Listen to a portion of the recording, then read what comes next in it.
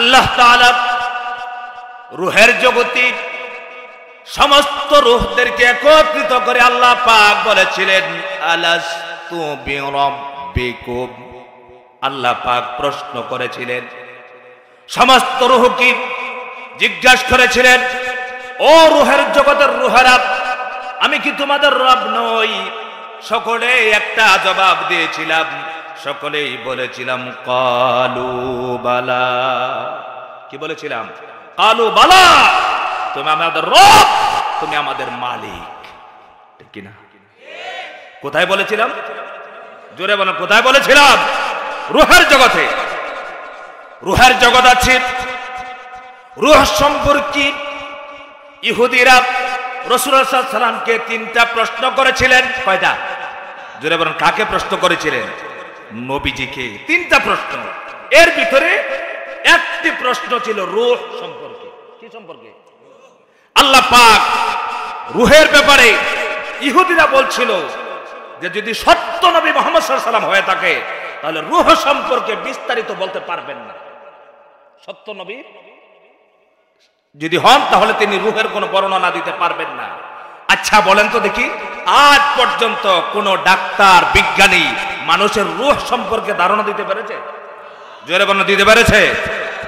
দিতে পারে নাই। কারণ হলো কি, আপনার হসপিটালে, ক্লিনিকে, বাড়িতে, ঘরে ঘরের বাহিরে অসংখ্য মানুষ মারা যায়। হঠাৎ করে মানুষ নড়তেছে, আপনার বাবা, আপনার মা চোখের সামনে আছে, সাকরাত শুরু হয়ে গেল, নাড়াচাড়া করতেছেন, শ্বাস প্রশ্বাস নিচ্ছেন। হঠাৎ করে লক্ষ্য করে দেখা গেল শরীরটা ঠান্ডা হয়ে গেছে, নড়াচড়া বন্ধ হয়ে গেছে। সবাই বলতেছে রূহ আর তার ভিতরে নাই। ঠিক কিনা কোন? কি বলে? কি নাই? রূহ নাই। পাশে সন্তান বসে আছে, বাবা বসে আছে, মা বসে আছে, আত্মীয় স্বজন বহুত মানুষ বসে আছে, কিন্তু চোখের সামনে দিয়া কোন দিক দিয়া রূহ চলে গেল কেউ বলতে পারে না। বলতে পারে? কোন ডাক্তার বলতে পারে না, কেউ আজ পর্যন্ত বলতে পারল না। ইহুদিরা যখন জিজ্ঞেস করেছেন রাসূলুল্লাহ সাল্লাল্লাহু আলাইহি ওয়াসাল্লামকে, নবী আপনার রূহ সম্পর্কে বলেন, আপনি যদি সত্য নবী হন, আল্লাহ পাক রাসূলুল্লাহ সাল্লাল্লাহু আলাইহি ওয়াসাল্লামকে বলছেন, নবী আপনি তো রূহ সম্পর্কে জবাব দিতে পারবেন না। আল্লাহ পাক বলেন ইয়াসআলুনাকা আনির রূহ।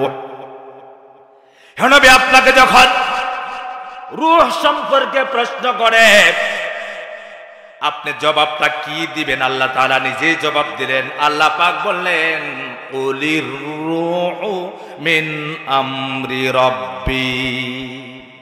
নবী আপনি বলেন রূহ হলো আল্লাহর হুকুম মাত্র। সুবহানাল্লাহ। রূহ এটা কার হুকুম?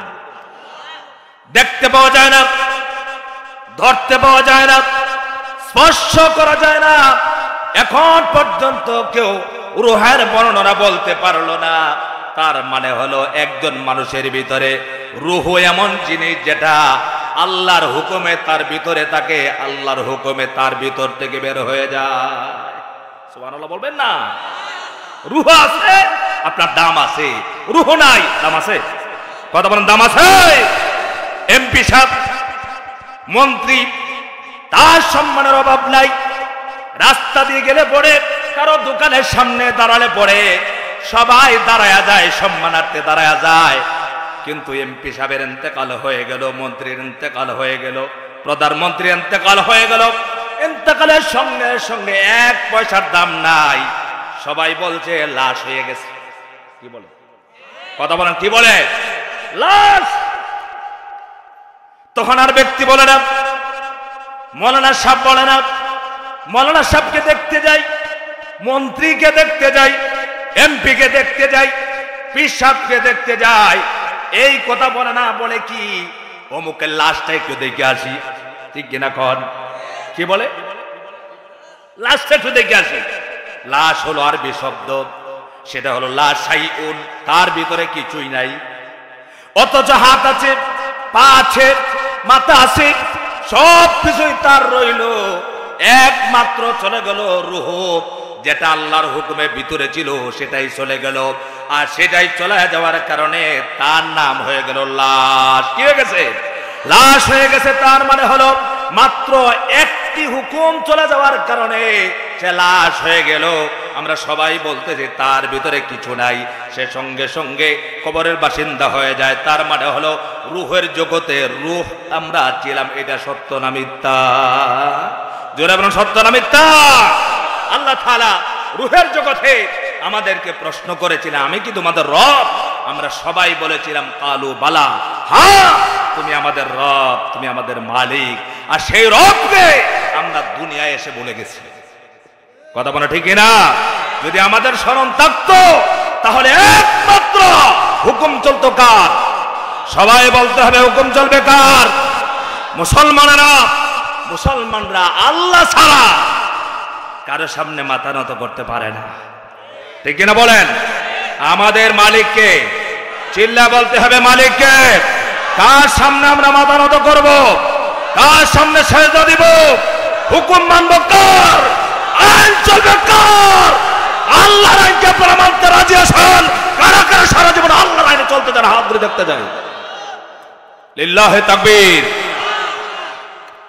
কারণ যে রব মালিক আমাদেরকে তৈরি করেছে তার কথাই আমাকে আগে মানতে হবে।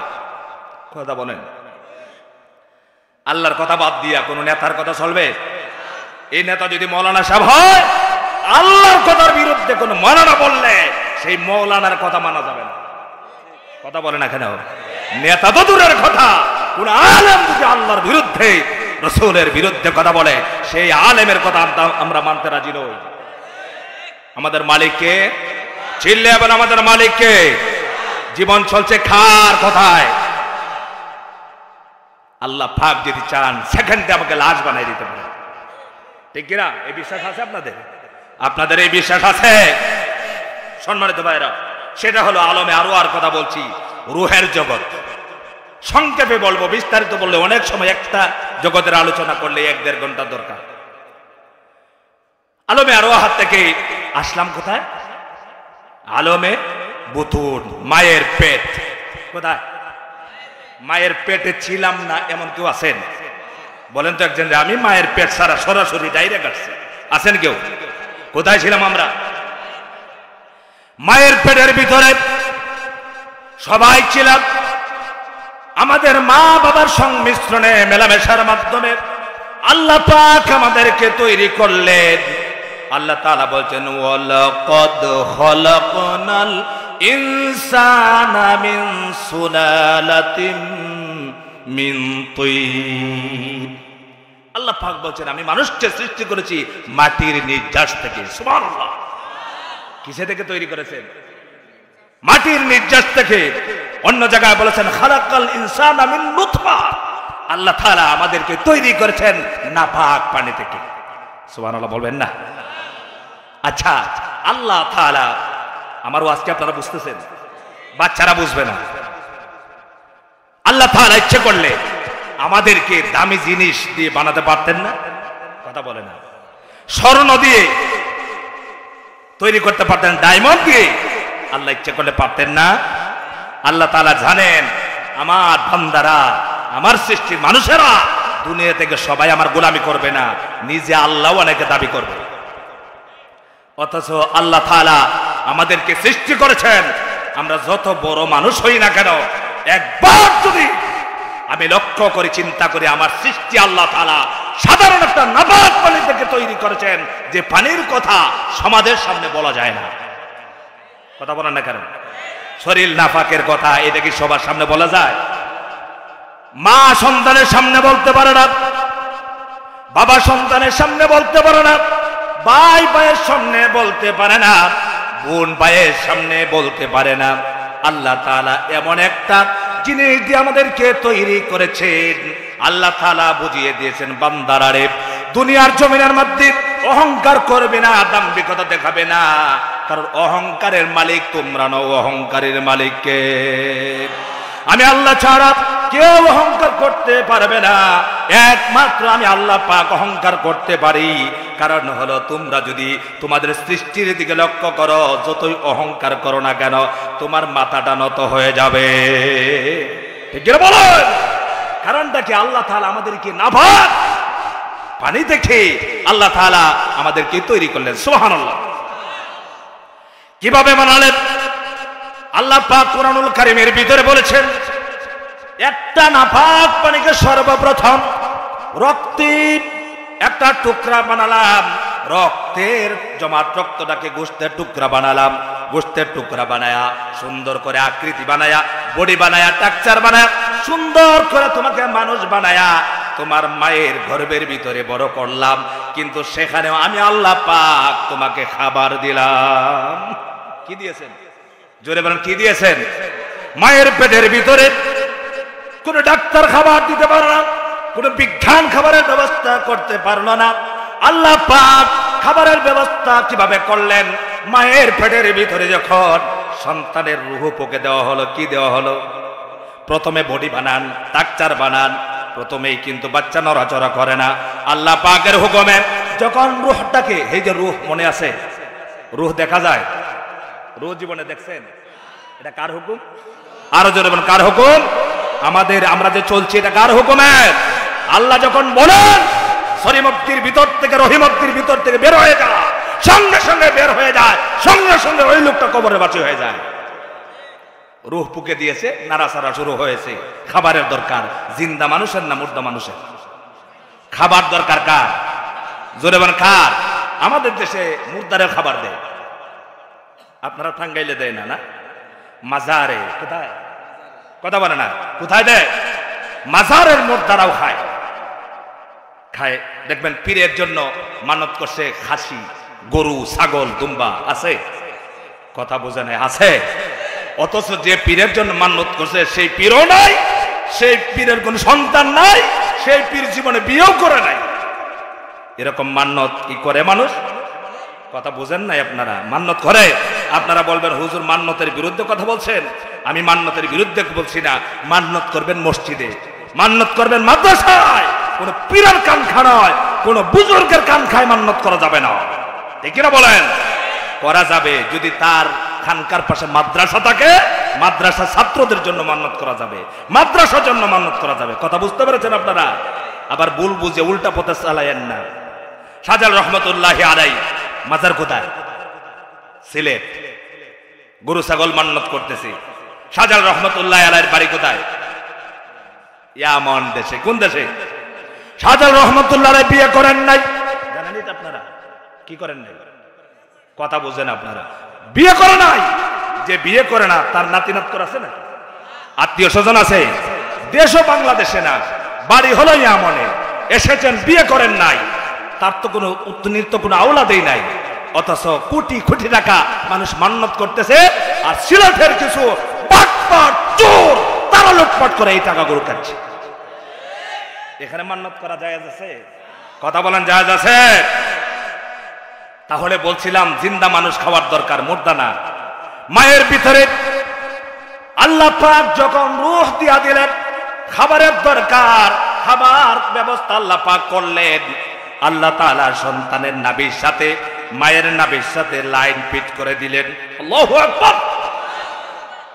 এগুলা মনে করবেন, তাহলে মাথাটা নত হবে, সেজদা দিতে মজা লাগবে। মায়ের গর্ভের ভিতরে খাবার সাপ্লাই হচ্ছে, খাবার খাচ্ছেন, আপনি তরুতাজা হচ্ছেন, আস্তে আস্তে বড় হচ্ছেন।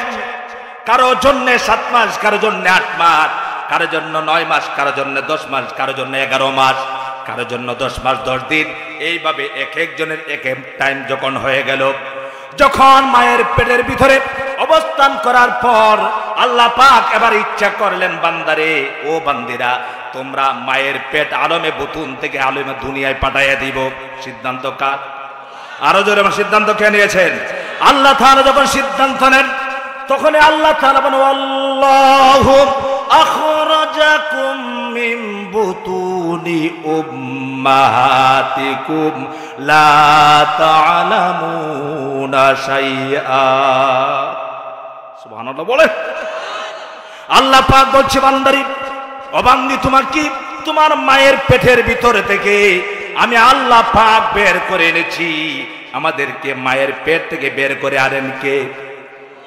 কে বের করেন?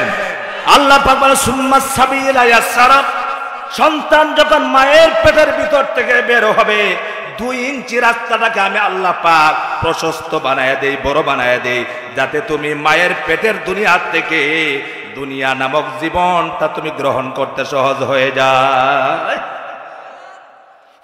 আমার ভাইরা, অথচ আপনারা এখন বলবেন হুজুর আমাদের এখন এই রাস্তা দিয়ে আসতে হয় না, কারণ হলো কি সবাই তো সিজারের জন্য পাগল। কি পাগল? আল্লাহ পাক বলেন ওই মানুষেরা আমি কুদরতি ভাবে মায়ের রাস্তাকে বড় করে দেই, তোমরা দুনিয়ার মুখ দেখো। সুবহানাল্লাহ। আর এখন কেন? কারণ আমাদের একিন হয়ে গেছে সিজার। কথা বুঝতেছেন আপনারা? বাচ্চা সম্ভব হয়ে গেল, ডাক্তারের কাছে গেল, ডাক্তার বলছে টাকা রেডি কর। কথা বলেন না, কিসের জন্য রেডি করবে? কিসের জন্য? শ্বশুরি ফোন দিয়ে বলছে বাবা আমার মেয়ের তো শুনলাম বাচ্চা হবে, টাকা রেডি করো। এবার জামাই বাবু দেখেন 2 মাস পর থেকে টাকা রেডি করা শুরু হয়েছে। ডাক্তার বলছে বাচ্চা তো উলট পালট হয়ে গেছে, সিজার ছাড়া হবে না, ঠিক কিনা?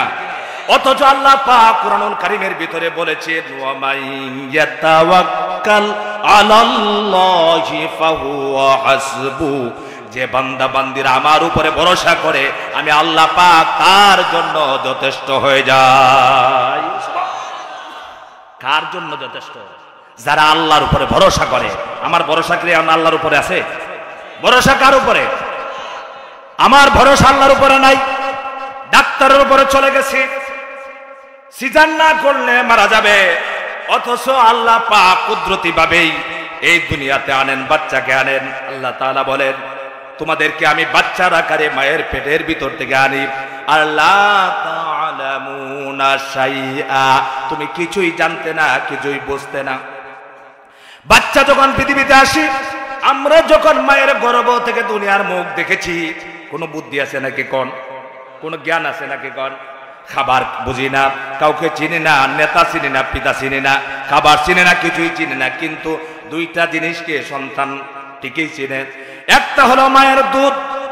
সুবহানাল্লাহ বলবেন না? মায়ের দুধ খাওয়া চিনে তো, কিন্তু আপনাদের এলাকার বাচ্চা আজকে হয়েছে মাত্র, টাঙ্গাইল বাজারে পাঠালে বাজার করতে পারবে তো? কথা বলে না, আপনার কথা শুনবে? কোনো কিছুই বোঝে না, খাবার বুঝে। কি বুঝে? খাবার বুঝে না। বাচ্চা হওয়ার সাথে সাথে খাবার দিলে খায় না, খাবার বুঝি। আর পৃথিবীর কাউকে চিনে না, মানুষ হিসেবে যাকে চিনেন তিনি হলেন মা। কাকে বাচ্চা চিনে বলেন তো? এটা জানেন আপনারা? মাকে চিনে কিনা বাচ্চায়? অন্যজনে কোলে নিল, বাচ্চার কান্না থামে না, আন্টি কোলে নিলে কান্না থামে না, অন্য মহিলার দুধ দিলে সাথে সাথে পান করে না, কিন্তু মা যখন কোলে নেয় দুধ দেওয়ার সঙ্গে সঙ্গে বাচ্চার কান্না থেমে যায়। আপনাদেরকে একটু আউট দিকে নিয়ে যেতে চাই। আল্লাহর নবীদের মধ্যে একজন নবীর নাম হলো হযরত মুসা আলাইহিস সালাতু ওয়াস সালাম।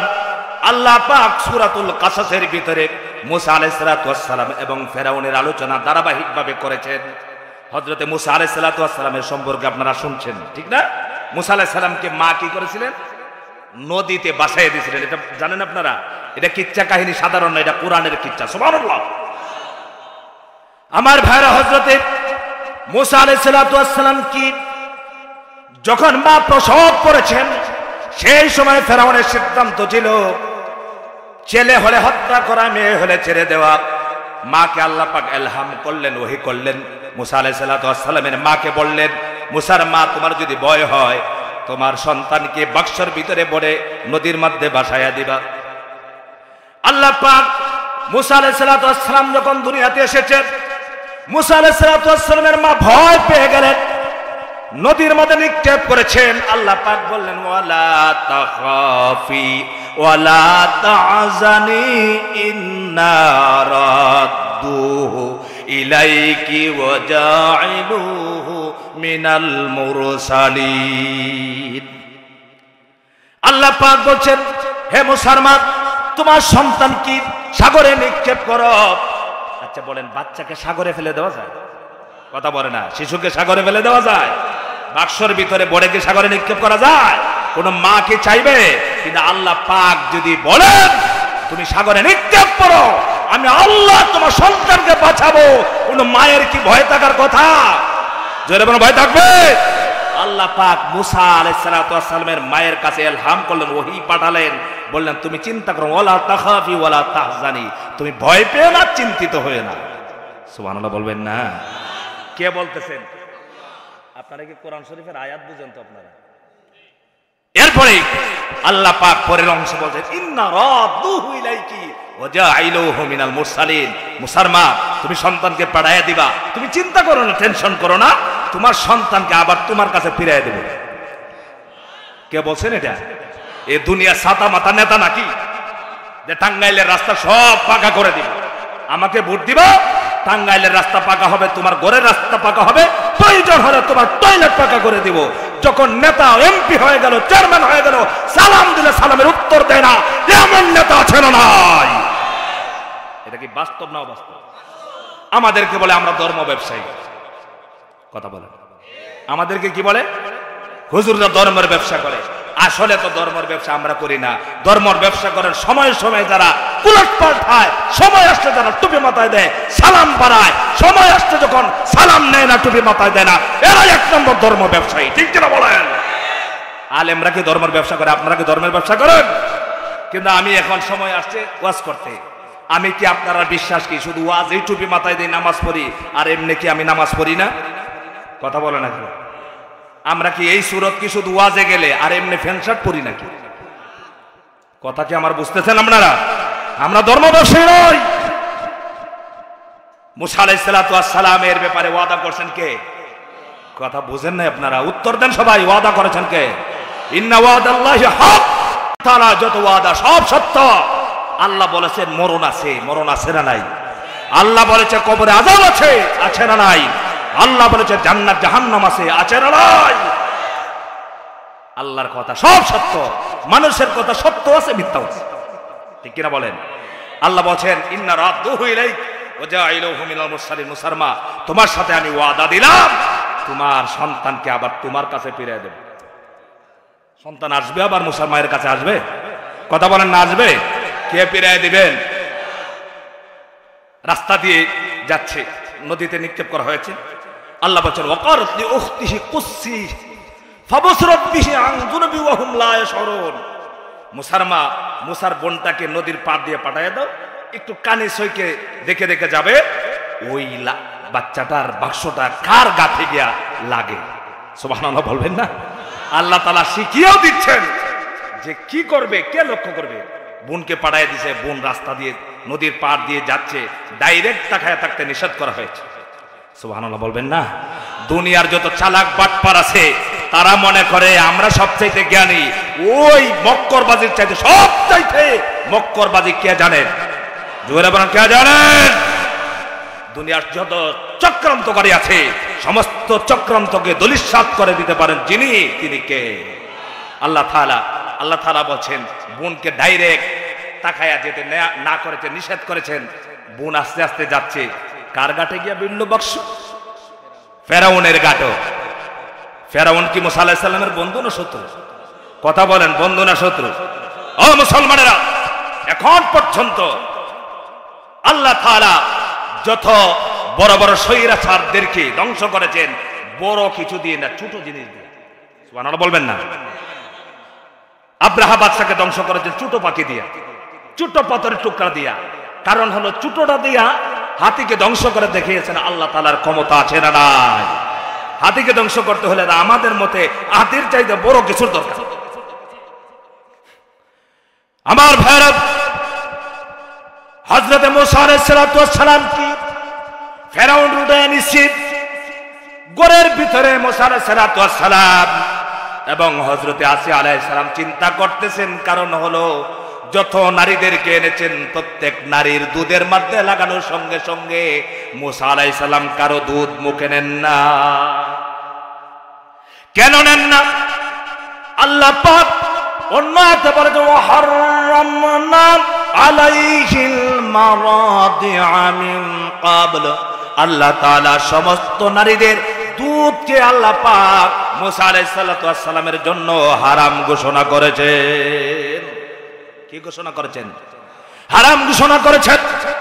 এবার ফেরাউন আর হযরত আসিয়া চিন্তায় পড়ে গেলেন, আহারে এত সুন্দর বাচ্চা পেলাম, সাগর থেকে নিয়ে এসেছি, আমাদের তো বাচ্চা নাই, বাচ্চাটাকে অনেক আদর করে নিয়ে এসেছি, কিন্তু খাবার যদি না দেয়, কারণ বাচ্চা তো গোশত দিয়ে ভাত খাবে না, খাবে নাকি? খাসির গোশত দিলে ভাত দিলে খাবে না, যত ভালো ভালো দামি খাবার আছে কিচ্ছুই খাবে না। বাচ্চার দরকার হলো মায়ের দুধ, মায়ের দুধ তো পান করতেছে না, মহিলাদের কারো দুধ পান করতেছে না, কারণ মুসা আলাইহিস সালাম মা ছাড়া কারো দুধ পান করবেন না, আল্লাহ নিষেধ করে দিয়েছেন। মুসা আলাইহিস সালাম দুধ পান করছেন না, ফেরাউন চিন্তায় পড়ে গেল। আসিয়া আলাইহিস সালামের সাথে চিন্তা পরামর্শ করতেছেন, আরে এত সুন্দর বাচ্চা পেলাম, বাচ্চাকে কি করব, কি খাওয়াবো? এই পরামর্শটা মুসা আলাইহিস সালাম বোন, মনে আছেন ওই যে নদীর পাড় দিয়ে হেঁটে গেছিলেন, ওই মেয়ে পাশ থেকে শুনতেছে ওরা কি বলে, বলা বলি করতেছে, আরে আমাদের দেশে যদি এমন কোন মহিলা হতো যে মহিলার দুধ বাচ্চায় খাইতো, ফেরাউন তো বাদশা, ফেরাউন কি, ফেরাউন বলছে আমার দেশে কোন মহিলার দুধ যদি ওই বাচ্চাটা পান করতো, আমার জন্য সহজ হতো, আমার সরকারি কোষাগার থেকে তাকে বেতন দিতাম। সুবহানাল্লাহ বলবেন না? কিন্তু কাকে বেতন দিয়ে লালন পালন করতেছে, বন্ধু না শত্রু? কথা বলেন, কাকে? শত্রুকে। আল্লাহ পাক সেই রব, সেই মালিক, যিনি ইচ্ছা করলে শত্রুর ঘরে তার বন্ধুকে লালন পালন করাতে পারেন, ঠিক কিনা বলেন? মুসা আলাইহিস সালামের ব্যাপারে চিন্তা করতেছেন, বোন আস্তে আস্তে আগায়া বলতেছে, বাদশা আপনারা কি নিয়ে চিন্তা করতেছেন, আপনাদের চিন্তা কিসের? হযরতে আসিয়া আলাইহিস সালাম, ফেরাউন বলতেছে বাচ্চা নিয়ে আসছে, চমৎকার বাচ্চা। মুসা আলাইহিস সালামের চেহারা তো আমার মতো না, সুবহানাল্লাহ বলবেন না? একজন নবী রাসূল, আল্লাহ তাআলা কি নূরানী চেহারা দিয়ে পাঠালেন।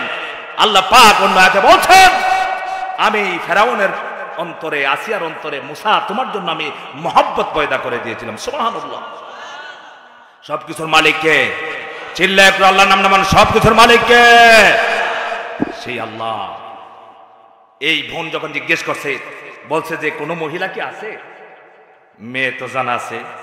বোন বলছে, বাচ্চা আপনি যদি অনুমতি দেন, আমার কাছে একজন মহিলা আছে, এই মহিলার দুধ দেশের যে কোনো বাচ্চা পান করে। সুবহানাল্লাহ বলবেন না? কার কথা বলতেছে? মায়ের কথা। এটা কি বলছে, প্রকাশ করছে? করে নাই। ফেরাউন চিন্তা করলো, এমন মহিলা যদি পাওয়া যায় তাড়াতাড়ি নিয়ে আসো। বোন দৌড়ে বাড়িতে গেলেন, গিয়ে বলছেন, মা তোমার সন্তান তো ফেরাউনের ঘাটে বিরেছে, ফেরাউন নিয়ে গেছে, কিন্তু ফেরাউন তো তাকে দুধ পান করাতে পারছে না, বাচ্চা কি খাবে সে চিন্তায় পড়ে গেছে। কিন্তু এখন তো অর্ডার দিয়ে দিছে তোমাকে নিয়ে যাওয়ার জন্য, বেতনও দিবে। মা খুশি না বেজার? আর জোরে বল, মা খুশি না বেজার? আরে একটা মা, মুসা আলাইহিস সালামের মা, তিনি প্রকাশই করে দিতেন, আল্লাহ মুসা আলাইহিস সালামের মায়ের কলিজাকে, কলবের হৃদয়টাকে শক্ত করে দিলেন যাতে প্রকাশ না করেন। সুবহানাল্লাহ। মুসা আলাইহিস সালাম দুধ খাচ্ছেন না, বোন গিয়ে যখন বলেছেন, সঙ্গে সঙ্গে মুসার মা দৌড়ে যাইতেছে।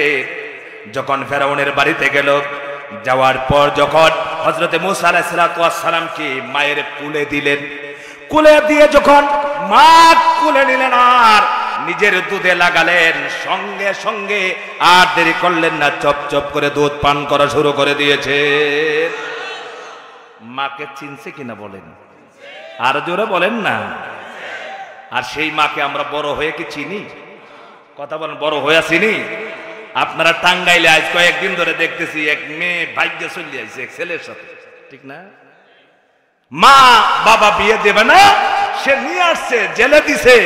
মেয়ে বলতেছে মা বাবার দরকার নাই, আমার ওই জামাইটার দরকার।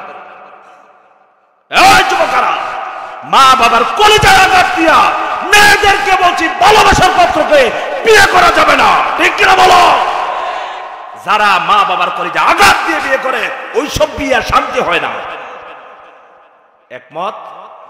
আমার কথা একমত? কারা কারা একমত হাত দিলে আমি দেখতে চাই। লিল্লাহে তাকবীর। আমার দুইটা মেয়ে আছে, একটা ছেলে আছে, আমি বুঝি আমার মেয়েগুলাকে যখন দেখি আমার সমস্ত কষ্ট মুছে যায়।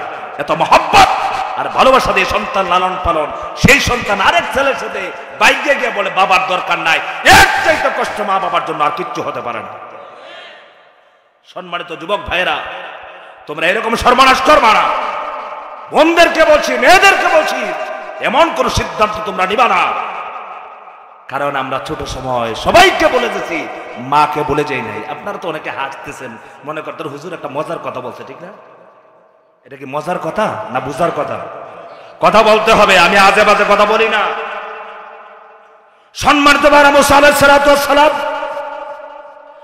মাকে চিনে ফেলেছেন। এবার ফেরাউন সিদ্ধান্ত নিলেন, ওই মহিলা ওই বাচ্চাকে নিয়ে যাও, তুমি দুধ পান করাবা, আর তোমার জন্য আমি বাদশা সিদ্ধান্ত দিলাম মাসে মাসে তোমাকে বেতন দেওয়া হবে। বাচ্চা কার? কথা বলে না, বাচ্চা কার? ওয়াজ কি বুঝেন না নাকি? না বসে আছেন? নিজের বাচ্চাকে দুধ পান করাবে, বেতন দিবে কে? ফেরাউন। আল্লাহ পাক দেওয়াচ্ছেন, সুবহানাল্লাহ। আমার ভাইরা, সেটা বলার উদ্দেশ্য ছিল, আল্লাহ পাক বলছেন তোমাদেরকে দুনিয়া নামক জগতে আনলাম, কাউকে চিনলে না, কিন্তু মাকে চিনলে, মায়ের দুধ পান করলে।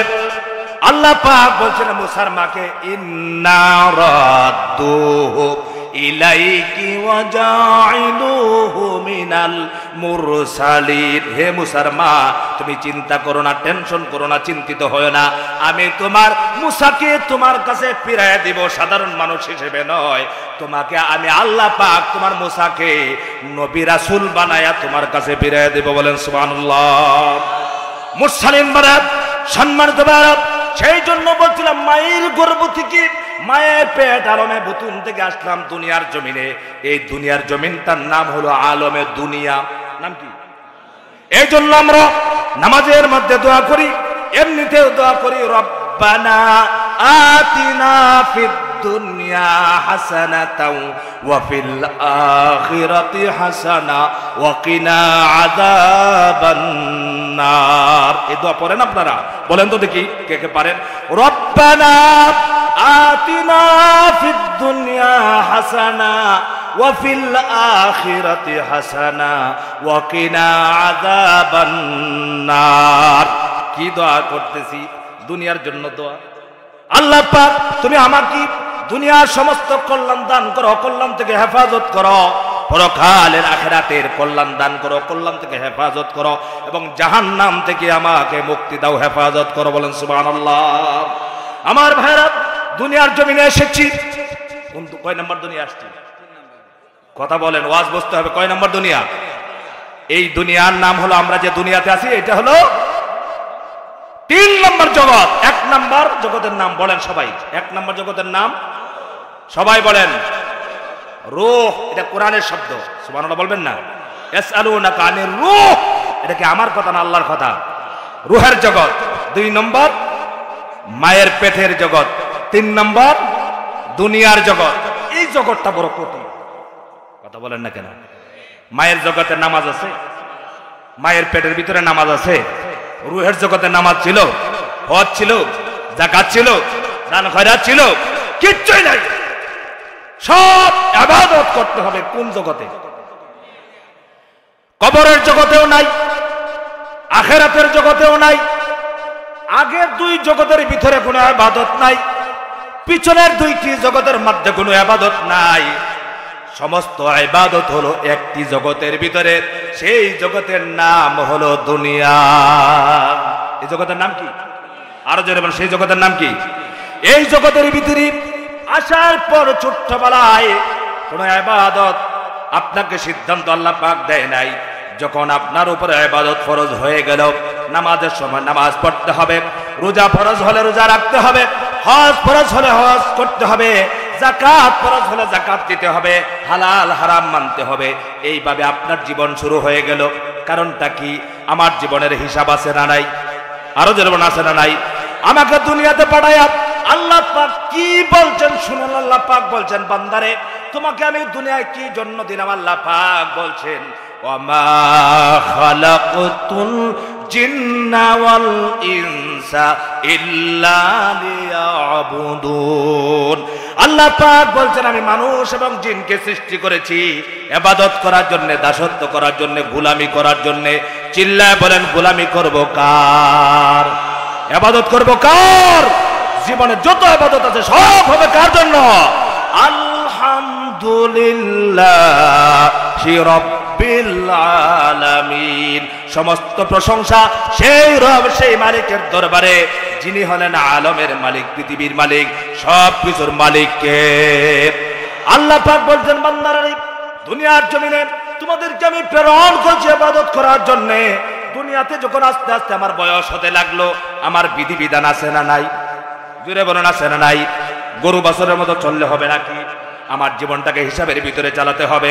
আস্তে আস্তে করে আমার বয়স হচ্ছে, যখন বয়স হইতেছে, ছোট সময় কোনো হিসাব নাই। হিসাব আছে নাকি? শিশুদের কোনো হিসাব আছে? 3 ব্যক্তির কোনো হিসাব নাই। চিল্লাবেন, কয় ব্যক্তি? 3 জন। এর ভিতরে একটা হলো শিশু। কি শিশু? পাগল, ঘুমন্ত ব্যক্তি।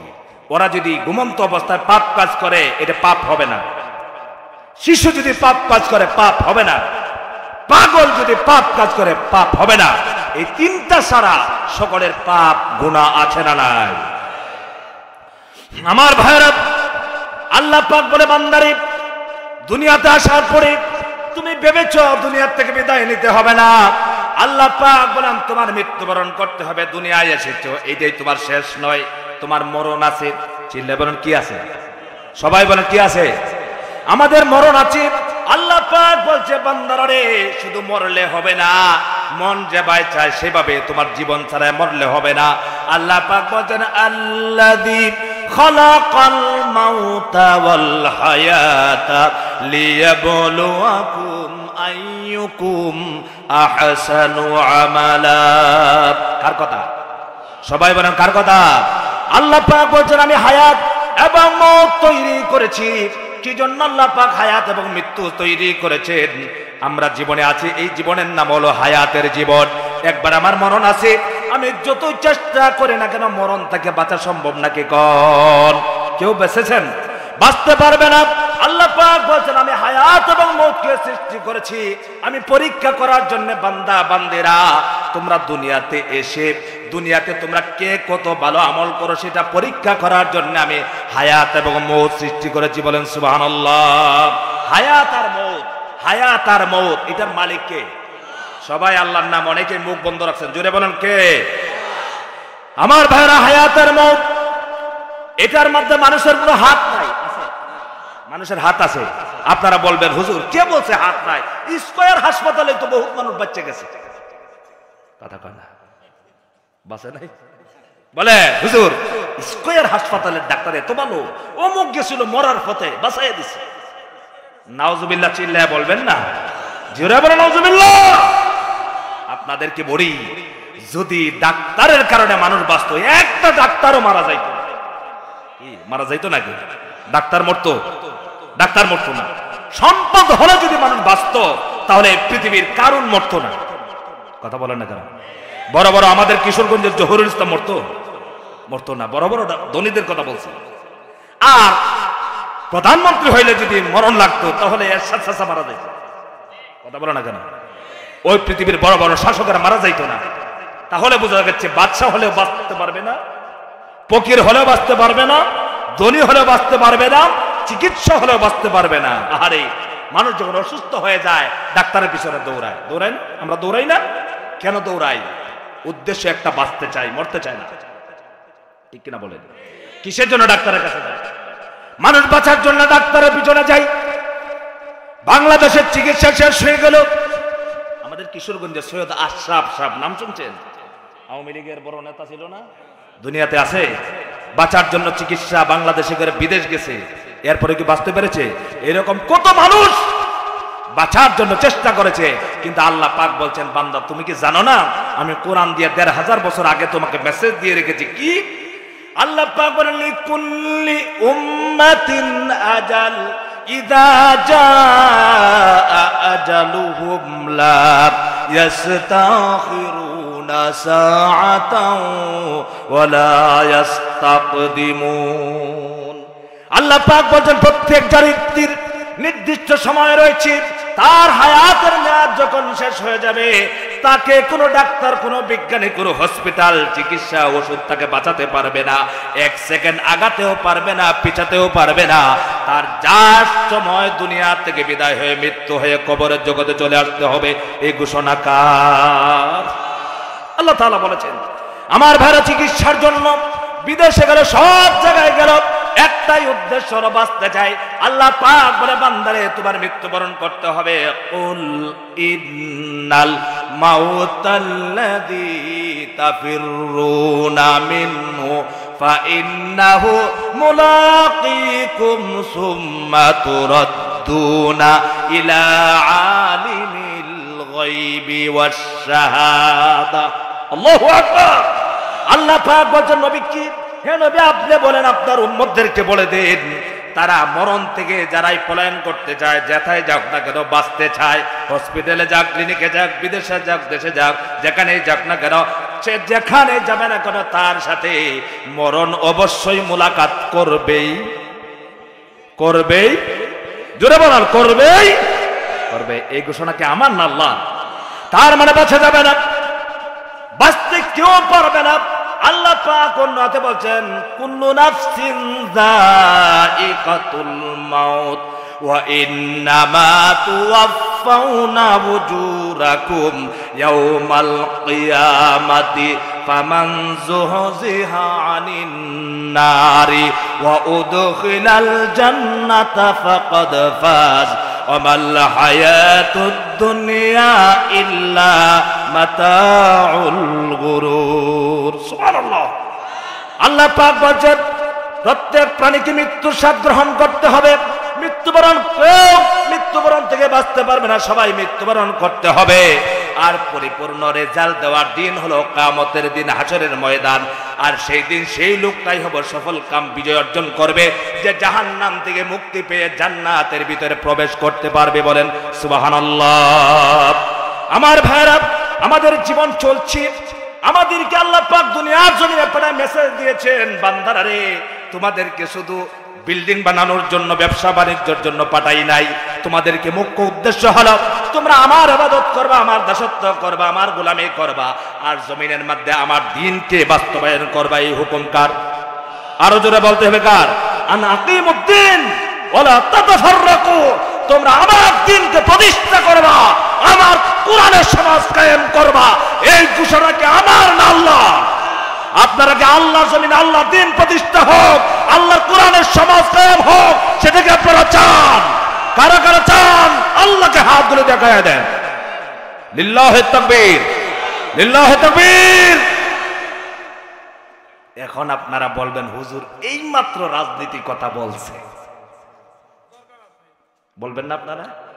দেখবেন মসজিদের ইমাম সাহেব সব ওয়াজ করে, জিকির আজকারের ওয়াজ করে, কবরের ওয়াজ করে, যদি হঠাৎ করে বলে কোরআনের সমাজ কায়েম করতে চাই, মাথা মোটা মাতবররার চোখ বড় বড় হয়। হুজুর আমাদের ঘরে থাকে, আমাদের বেতন খায়, রাজনীতি করে। কথা বলেন। আপনাদেরকে ছোট্ট একটা প্রশ্ন করতে চাই, এই দেশের যত মেম্বার চেয়ারম্যান আছে ওদের চাইতে কি আমরা লেখাপড়া কম করছি? আপনাদের মানে কি বলে, আপনাদের জ্ঞান কি বলে, তাদের চাইতে বুদ্ধি জ্ঞান খুবই আমাদের কম। আমরা যেগুলো বলতেছি সাধারণত একটা মেম্বার চেয়ারম্যানকে এগুলো মেম্বার চেয়ারম্যান ভাই আপনারা থাকলে অনুরোধ করছি, কষ্ট নেবেন না, একটা উদাহরণ দিচ্ছি। যারা মেম্বারি চেয়ারম্যানই করে, আমাদের সমাজের নেতাগিরি করে, ওরা কি এইভাবে ওয়াজ 1.5 ঘন্টা করতে পারবে তো আপনাদেরকে? হ্যাঁ, কিন্তু যারা পারবে এদেরকে আপনারা চেয়ারম্যান বানাবেন না, ঠিক না? টাঙ্গাইলের ভাইয়েরা, হিঙ্গানগরের ভাইয়েরা, আপনাদের কাছে 2-3টি কথা বলতে চাই। আপনাদের সামাজিক বিচার হয় এখানে? হয়। এই বিচারে আপনাদের এলাকার সবচেয়ে বড় মাদ্রাসার নাম কি? নাম কি এলাকায়?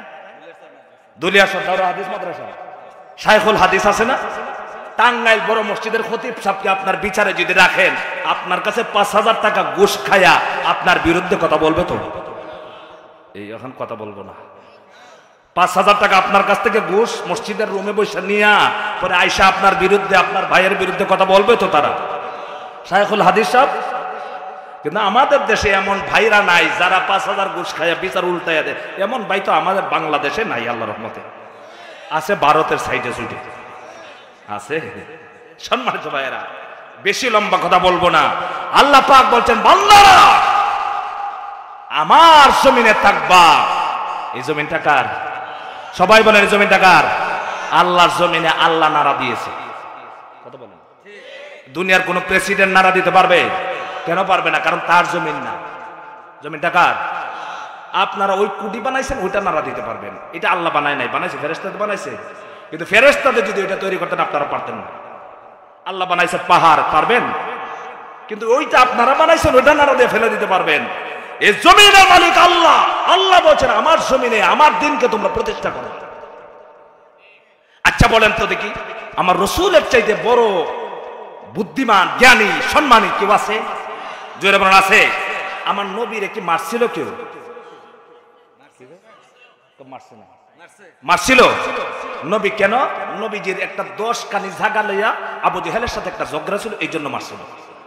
হ্যাঁ, একমাত্র আল্লাহর জমিন আল্লাহর দ্বীনকে বাস্তবায়ন করার জন্য, সমস্ত খারাপ কাজ থেকে সমাজকে ভালো করার জন্য চেষ্টা করার কারণে রাসূলকে হত্যা করার জন্য ষড়যন্ত্র করা হয়েছে। ঠিক কিনা বলে? সেটা কি আপনারা চান? তাহলে আল্লাহর কোরআনের বিধান আমরা চাই। এটা কোনো দল না, যে কোনো দল, যে কোনো দল যদি কোরআনের সমাজ চায় আমরা তার সাথে আছি ইনশাআল্লাহ। এটা বিএনপি হতে পারে, আওয়ামী লীগ যদি কোরআন দিয়া দেশ চালায় আমরা রাজি। কথা বলো না তো? ভুল কথা বলতেছে নাকি? জামাতে ইসলাম বলে, চরমুনাই বলেন, তারা যদি কোরআনের বিরুদ্ধে কোনো কথা বলে তাদের সাথে আমরা নাই। তবে কোরআনের বিরুদ্ধে যে চলে তার সাথেও আমরা নাই। কারণ আমি একজন মুসলমান। কথা বলে না কেন? আমার পরিচয় কি? মৌলানা সাবাগে না মুসলমান? কোনটা? মুসলমান। ভাইরা বলছিলাম 3 নম্বর জগতে আল্লাহ পাক পাঠালেন ইবাদত করার জন্য, দাসত্ব গোলামি করার জন্য। সেজদা দেই আমরা। সেজদা কাকে দেই? আরো জোরে বলেন কাকে? আল্লাহ ছাড়া কি কারো সামনে সেজদা জায়েজ আছে? আল্লাহ পাক ছাড়া কারো সামনে সেজদা করা যাবে না। একমাত্র সেজদার হুকুম আল্লাহ পাককে আল্লাহ পাক দিয়েছেন। আল্লাহ পাককে সেজদা করতে হবে, আল্লাহ ছাড়া কাউকে সেজদা করা জায়েজ নাই।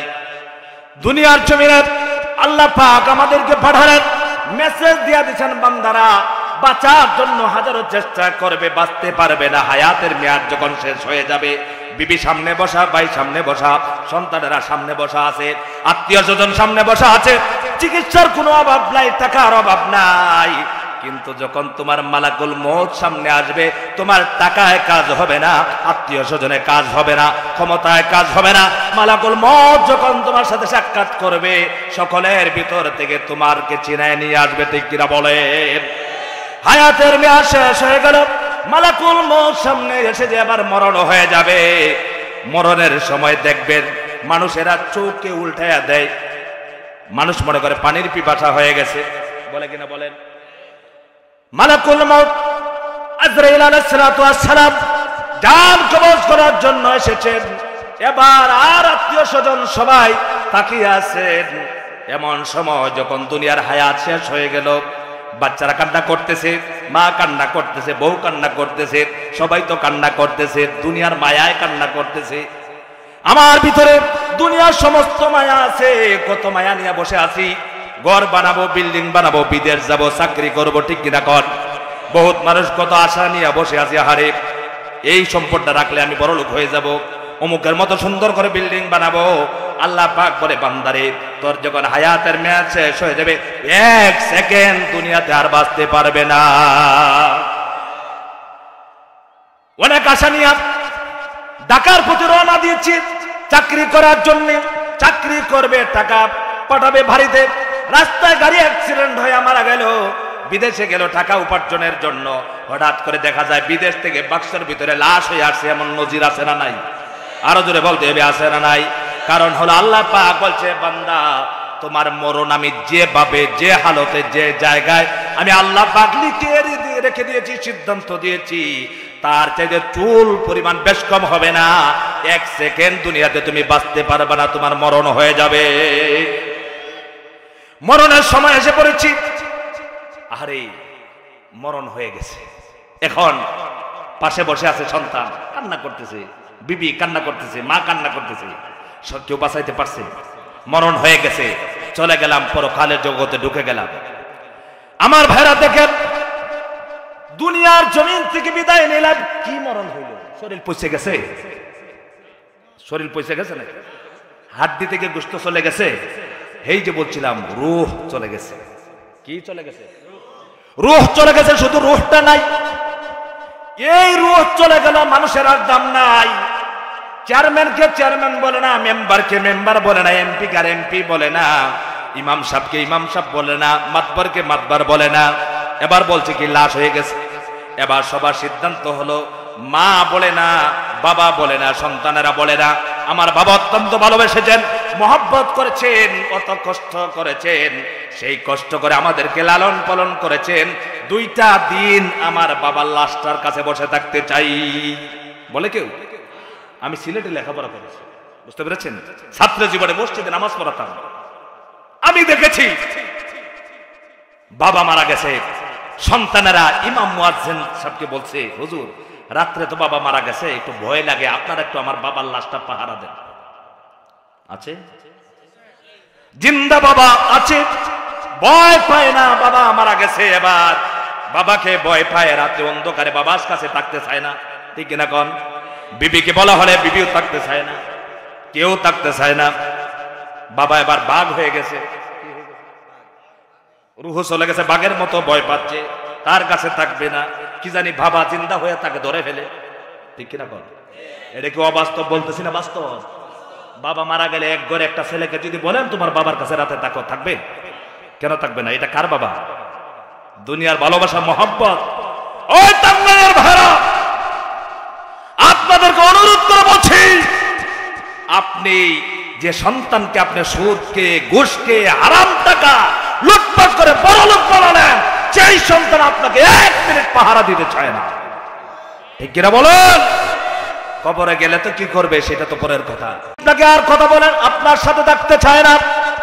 এবার সিদ্ধান্ত দিচ্ছে, পাড়া প্রতিবেশীকে সবাইকে বলছে চাচা, বাবা, ভাইরা সবাই মিলে আমার বাবার লাশকে দাফন করার ব্যবস্থা করো।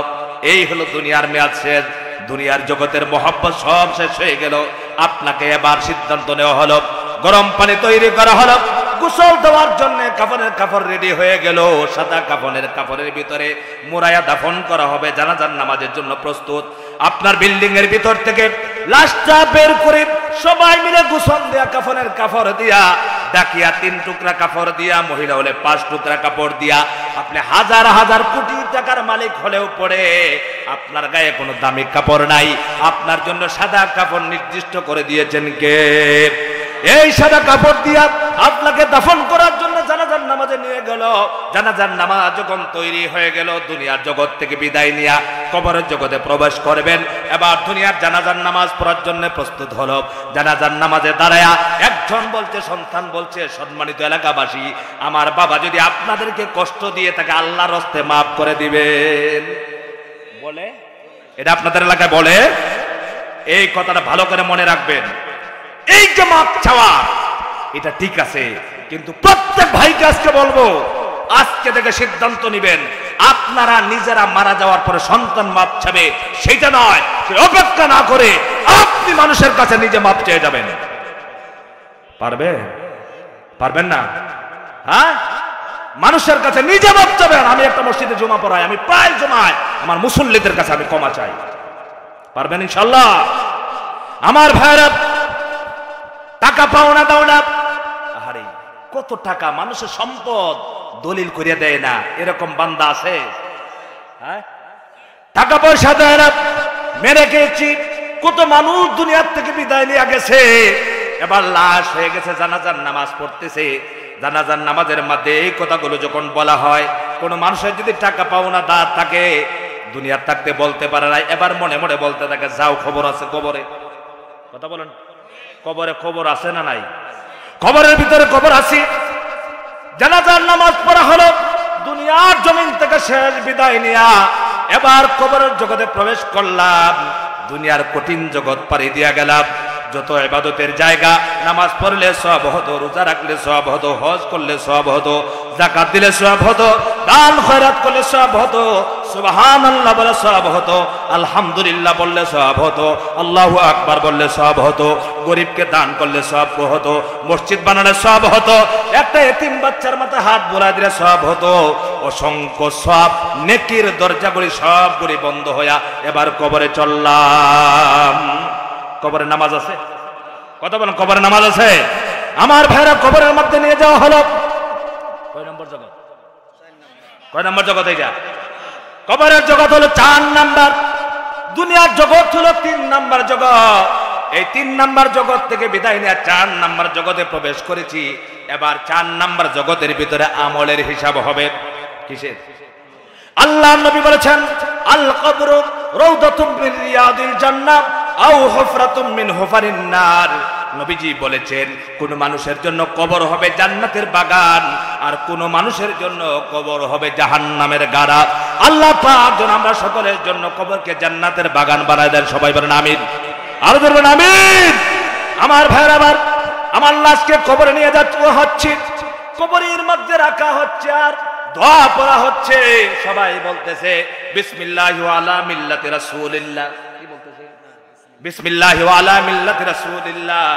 আল্লাহর নামে নবীর মিল্লাতের উপরে তোমাকে কবরের মধ্যে রাখতেছি।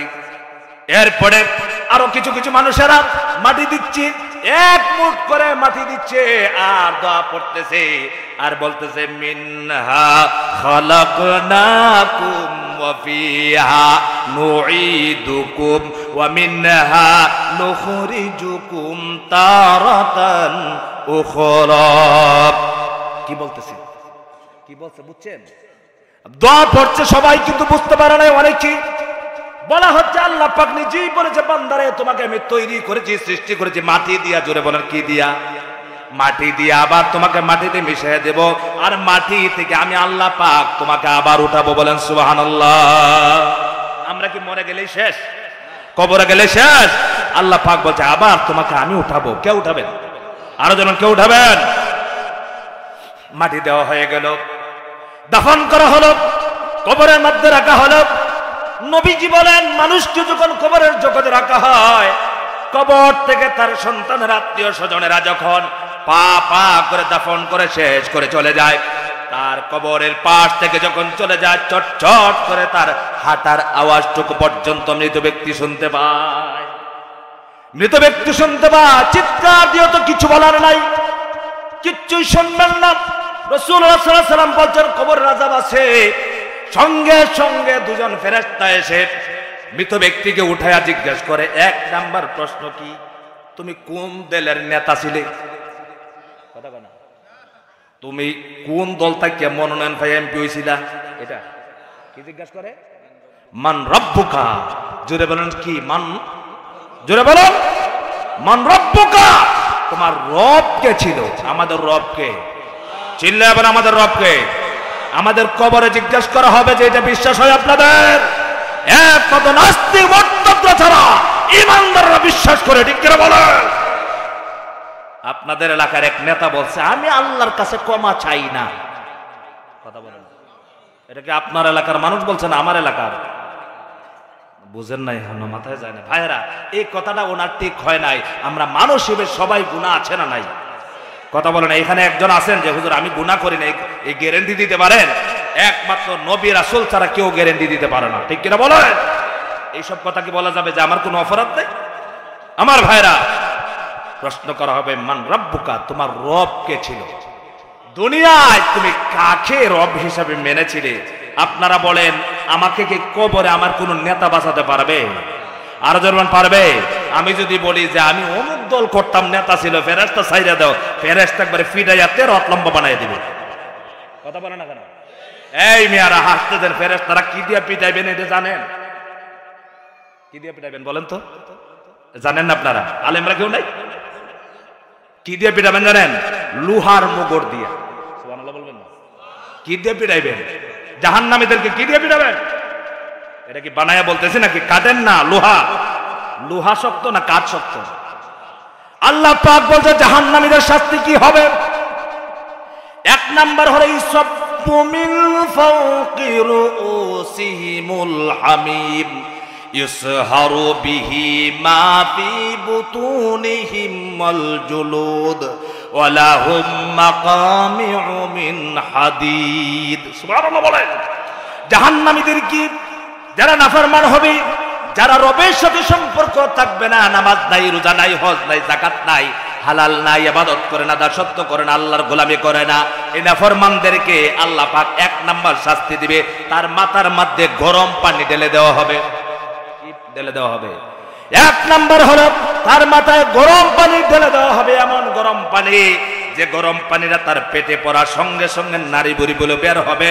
আর এই নাফরমানদেরকে পিটানোর জন্য আল্লাহ পাক বলেন ওয়ালাহুম মাকামিউ মিন হাদিদ। হাদিদ অর্থ কি? লোহা। সুবহানাল্লাহ বলেন। কোরআনুল কারীমের ভিতরে লোহার নামে একটা সূরা নাজিল করেছেন আল্লাহ পাক। লোহার নামে একটি সূরা, যে সূরার নাম হলো সূরাতুল হাদিদ। আল্লাহ পাক বলেন জাহান্নামীদেরকে, যারা রবকে চিনবে না, মানবে না, কবরে জবাব দিতে পারবে না, তাদেরকে ফেরেশতারা লোহার মুগর দিয়ে পিটানো শুরু করে দিবে। কি করবে? পিটানো শুরু করে দিবে। আমার ভাইরা, নবীজি বলেছেন 2 নম্বর প্রশ্ন হবে মা দীনুকা, তোমার দিন কি ছিল? আপনারা চিল্লায় বলেন আমাদের দিনের নাম কি? আরো জোরে বলেন দিনের নাম কি? আহারে, ইসলাম পায়া বড় একটা টগা আমরা খাইছি, ঠিক না? ইসলাম পেয়ে কি আমরা টকছি না জিতেছি? আহা, বহুত মানুষ বলে আহারে লন্ডনের মানুষ কত সুখী, কত আরামে, তারা নামাজ পড়া লাগে না, ঠান্ডার মধ্যে রোজা রাখা লাগে না, আর খাবার আর খাবার, ঠিক না? ইতালির ভিডিও দেখে, আপেল গাছের ভিডিও দেখে আমার দেশের মানুষের জিহ্বার পানি এসে যায়। আরে এ তো আপেল আল্লাহ দিল, ওরা তো নামাজ পড়ে না। এই প্রশ্ন জাগে কিনা? এরকম প্রশ্ন জাগে কিনা? এ তো নামাজ পড়ে। এ ভাইরা বলে হুজুররা এত নামাজ পড়ে, ওবাদ তো ছাড়ে না। আমার ভাইরা, আমাদের চূড়ান্ত ফয়সালা শান্তির জায়গা কি দুনিয়া না আখিরাত? আরো জোরে বলতে হবে দুনিয়া না আখিরাত। দুনিয়া কোন শান্তির জায়গা নয়, দুনিয়া হলো অশান্তি আর শান্তি দুটোটা মিলে। আর পরকাল হলো ওয়ালাকুম ফিহা মা তাশতাহি আনফুসুকুম, চূড়ান্ত শান্তির জায়গা হলো জান্নাত। জান্নাতের ভিতরে মানুষ যা চাইবে তাই আল্লাহ তাআলা মানুষকে দিয়ে দিবে। আল্লাহু আকবার। দুনিয়ার যা চাইবেন তা পাওয়া যাবে। আমেরিকা লন্ডনের ইহুদি খ্রিস্টানেরা তারা অনেক ধনী, ধনী না? তো এখন আপনারা তো প্রশ্ন করবেন হুজুর এরা তো নামাজ পড়ে না, এত ধনী কেন? প্রশ্ন আসে কিনা? কথা বলেন, প্রশ্ন আসে কিনা? তারার সৃষ্টিকর্তা কে? কথা বলেন, তাদের মালিক কে? আল্লাহ তাআলা। তাদের কি দুনিয়ার অল্প স্বাচ্ছন্দ্য দিয়েছেন, টাকা দিয়েছেন, পয়সা দিয়েছেন, খাবার দিয়েছেন, কিন্তু পরকালে ঈমান না থাকার কারণে তারা জান্নাত পাবে না। কি পাবে না? জান্নাত পাবে না। এই জন্য আমরা ইসলাম ধর্মের অনুসারী যারা হলাম, কষ্টের ভিতরে যদি জীবন পার করে, রিকশা চালক, ভ্যান চালক কষ্ট করেও যদি জীবন চালায়, পারিবারিক জীবন যদি তেমন টাকা পয়সা না তাকে, জমা জমি কিচ্ছুই নাই, কিন্তু নামাজের সময় হলে পরে, আজান হলে পরে নামাজ বাদ দেয় না, আল্লাহর পায়ে সিজদা বাদ দেয় না, এমন একটা ফকির গরিব মানুষের দাম। আর যে লোকটা নামাজ পড়ে না, নাফরমানি করে, হারাম কাজ করে, এমন কোটি কোটি টাকার মালিকের চাইতে একটা রাস্তার নামাজি ফকিরের দাম আল্লাহর কাছে কোটি গুণ বেশি। আমার ভাইরা, 2 নম্বর প্রশ্ন করা হলো মা দীনুকা, তোমার দিন কি ছিল? তোমার ধর্মের নাম ছিল কি? আল্লাহ পাকের বান্দা যদি নেককার হয়, নামাজি হয়, পরহেজগার, মুত্তাকিন বান্দা হয়, 1 নম্বর প্রশ্ন করার সাথে সাথে সে বলবে রব্বি আল্লাহ, আমার রব হলো আল্লাহ। মান রাব্বুকা, তোমার রব কে ছিল? আমরা জবাব দিয়ে দিব আমার রব হলো কে? আরো জোরে বলেন কে? 2 নম্বর হলো মা দীনুকা, নেককাররা বলবি আমার ধর্মের নাম ছিল ইসলাম, দ্বীন আল ইসলাম। আরে ইসলাম ধর্ম হলো সেরা ধর্ম, ঠিক কিনা? আরে কি বলবো, আমাকে একদিন এক ড্রাইভার সাহেবকে নিয়ে গেলাম, হিন্দু গাড়ি চালায়, হিন্দু ভাইরা আছে না, হিন্দু ড্রাইভারকে নিয়ে গেলাম। তাকে বললাম তুমি যে আমার সাথে যাইতেছো, এখানে তো গরুর গোশত আছে। বলছে হুজুর আপনি, আমি যে হিন্দু এটা বলবেন না। সুবহানাল্লাহ, বলবেন না? কি বলে?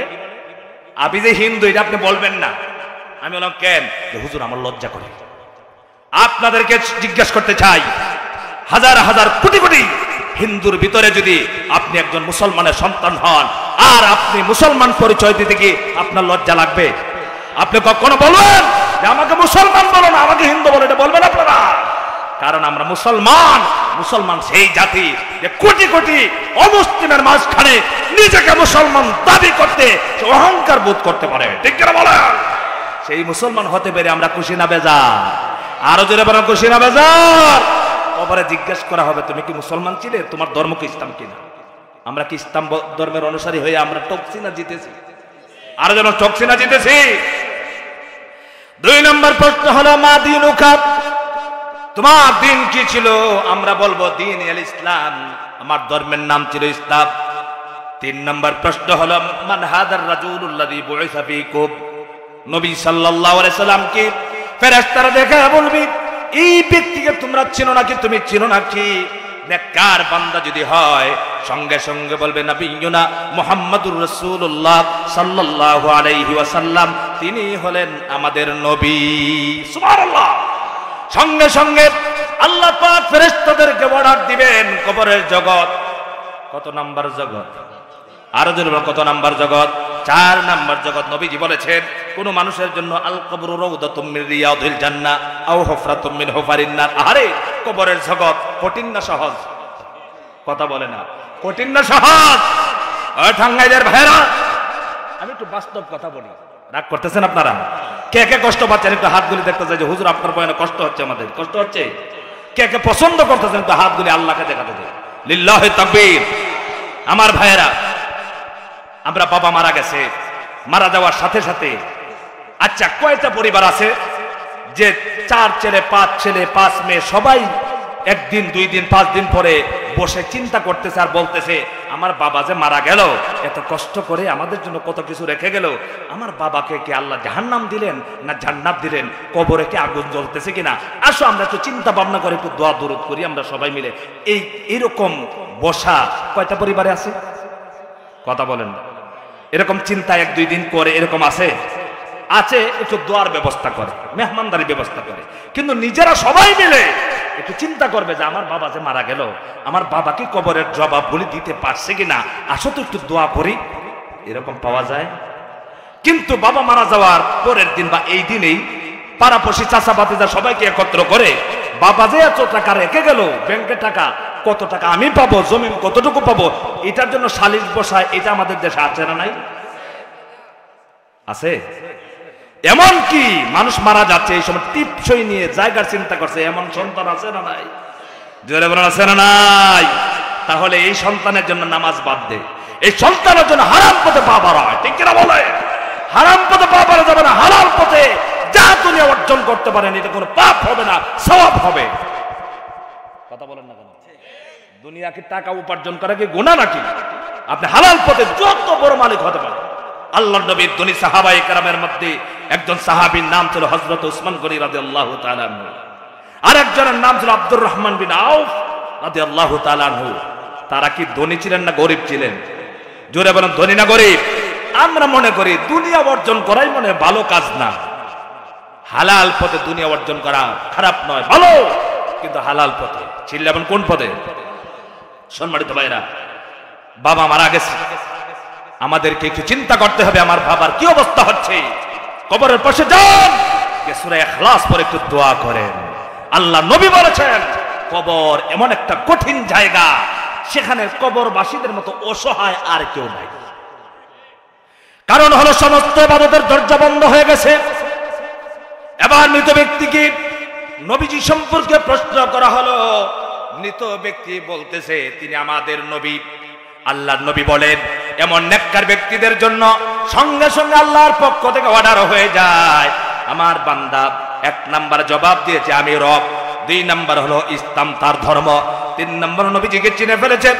এই লোকটা ইবাদত করেছে, নেককার মানুষ, তার জন্য জান্নাতের বিছানা তার কবরের মধ্যে বিছায়া দাও, তাকে জান্নাতের পোশাক পরায়া দাও, জান্নাতের সাথে আস্থা করে দাও, কিয়ামত পর্যন্ত যাতে জান্নাতের ভালোবাসা সে পাইতে পারে।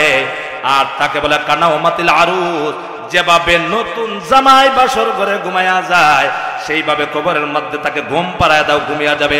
কিয়ামতের দিন সে আরেকবার সজাগ হবে। বলেন সুবহানাল্লাহ।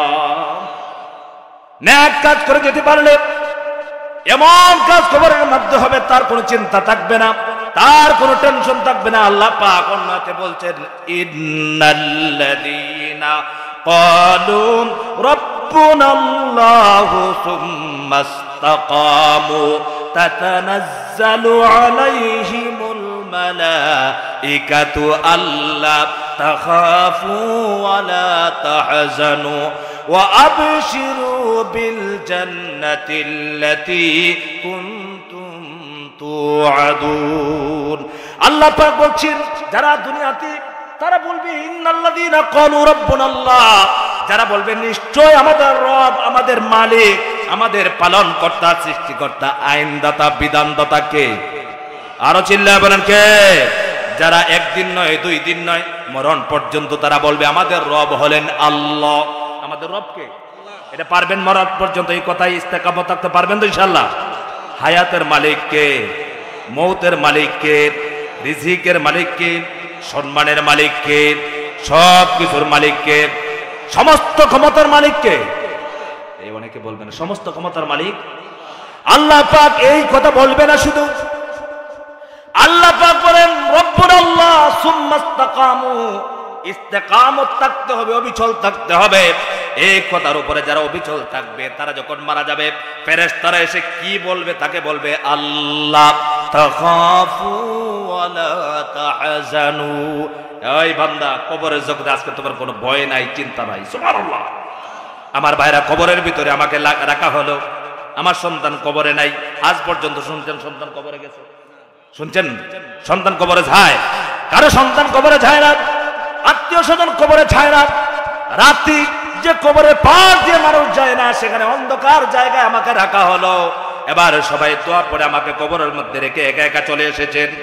আমরা আমার বাবাকে রেখে এসেছি, আমাকে আমার সন্তানেরা রেখে আসবে, ঠিক কিনা বলেন?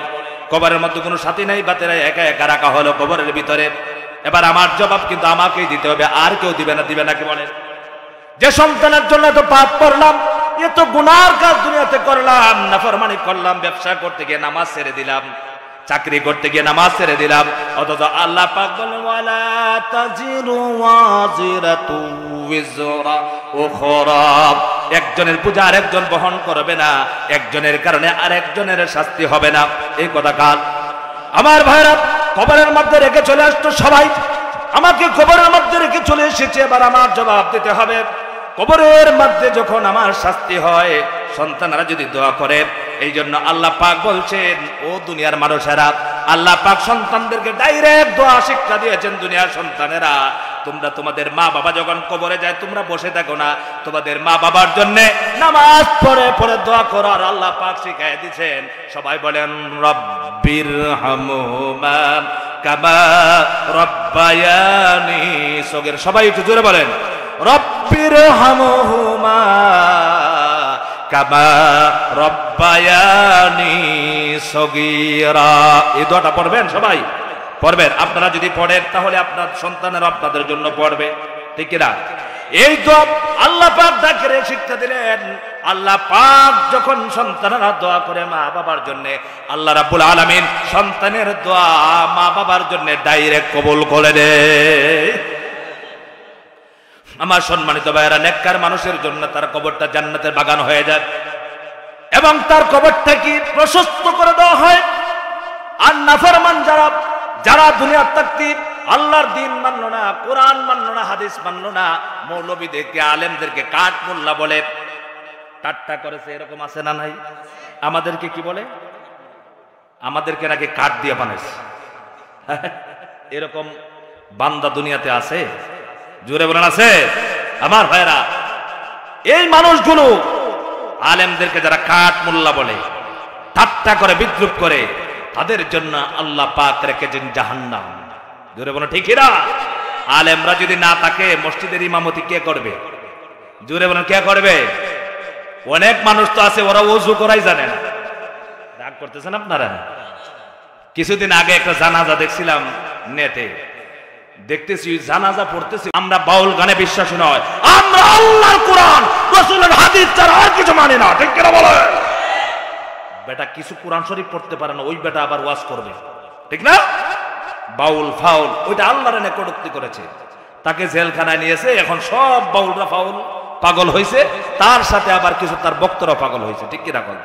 নাস্তিকেরা বলে আলেমদেরকে, নাস্তিকরা সবথেকে আলেমদেরকে গালিগালাজ করে। তো এক নাস্তিক বলছে আমরা মারা গেলে আমাদের জানাজা কোন মৌলবীতে পড়াবে, কাকে দিয়ে পড়াবে না, সিদ্ধান্ত নিয়েছে। তো এক নাস্তিক মারা গেছে, মারা যাওয়ার পর বলছে হুজুরেরা লম্বা লম্বা কথা বলেন, আমরা কি জানাজা জানি না 4টা তাকবীর দেওয়া লাগে? ওইটা জানি, শুনছি, বইয়ে লেখা আছে। 2 নাম্বার হলো কিভাবে কাফন লাগানো লাগে, এটাও আমরা জানি। বড়ই পাতা যে গরম পানিতে দিতে হয় এটাও আমরা জানি। তোমরা মৌলবীর কি দরকার আছে, আমরাই সব করব। কবর যে উত্তর দক্ষিণে দিতে হয় এটাও আমরা জানি, এটাও জানি। তো সব শেষ, তাকবীর সাইটটা দিলে জানাজার নামাজের ফরজ আদায় হয় না? কথা বলেন না কেন? আদায় হয় না? দোয়া যদি না জানে তাকবীর গুলো দিলে হয়ে যায়। ওই মাসালা ফিট করিয়া নিয়ে গেছে নাস্তিক 2-3টা মিলিয়া, এবার 3টা মিলিয়া নাস্তিকের জানাজা পড়তেছে। তাকবীর সাইটটা দিয়া, গোসল দিয়া, কাফনের কাপড় 3টা লাগাইয়া নিয়ে গেছে কবরে। কবরে গিয়া এখন দাফন করবে। ওইখানে ঝামেলা হইল মাথাকে উত্তর দিকে দেয় না দক্ষিণ দিকে দেয়, এইটা তাদের মনে নাই। কথা বুঝে না? এখন বলতেছে এখন তো ঝামেলা রে, মাথা কোন দিকে? কথা বলে আপনাদের টাঙ্গাইলে মৃত ব্যক্তির মাথা কোন দিকে দেন আপনারা? হ্যাঁ, উত্তর দিকে। কোন দিকে দেন? উত্তর দিকে। ওরা বলতেছে আরে না, তো 2টা বলতেছে দক্ষিণ দিকে, একটা বলতেছে উত্তর দিকে। কয়টা বলতেছে? আপনারা 2টা শক্তি বেশি না একটা শক্তি বেশি?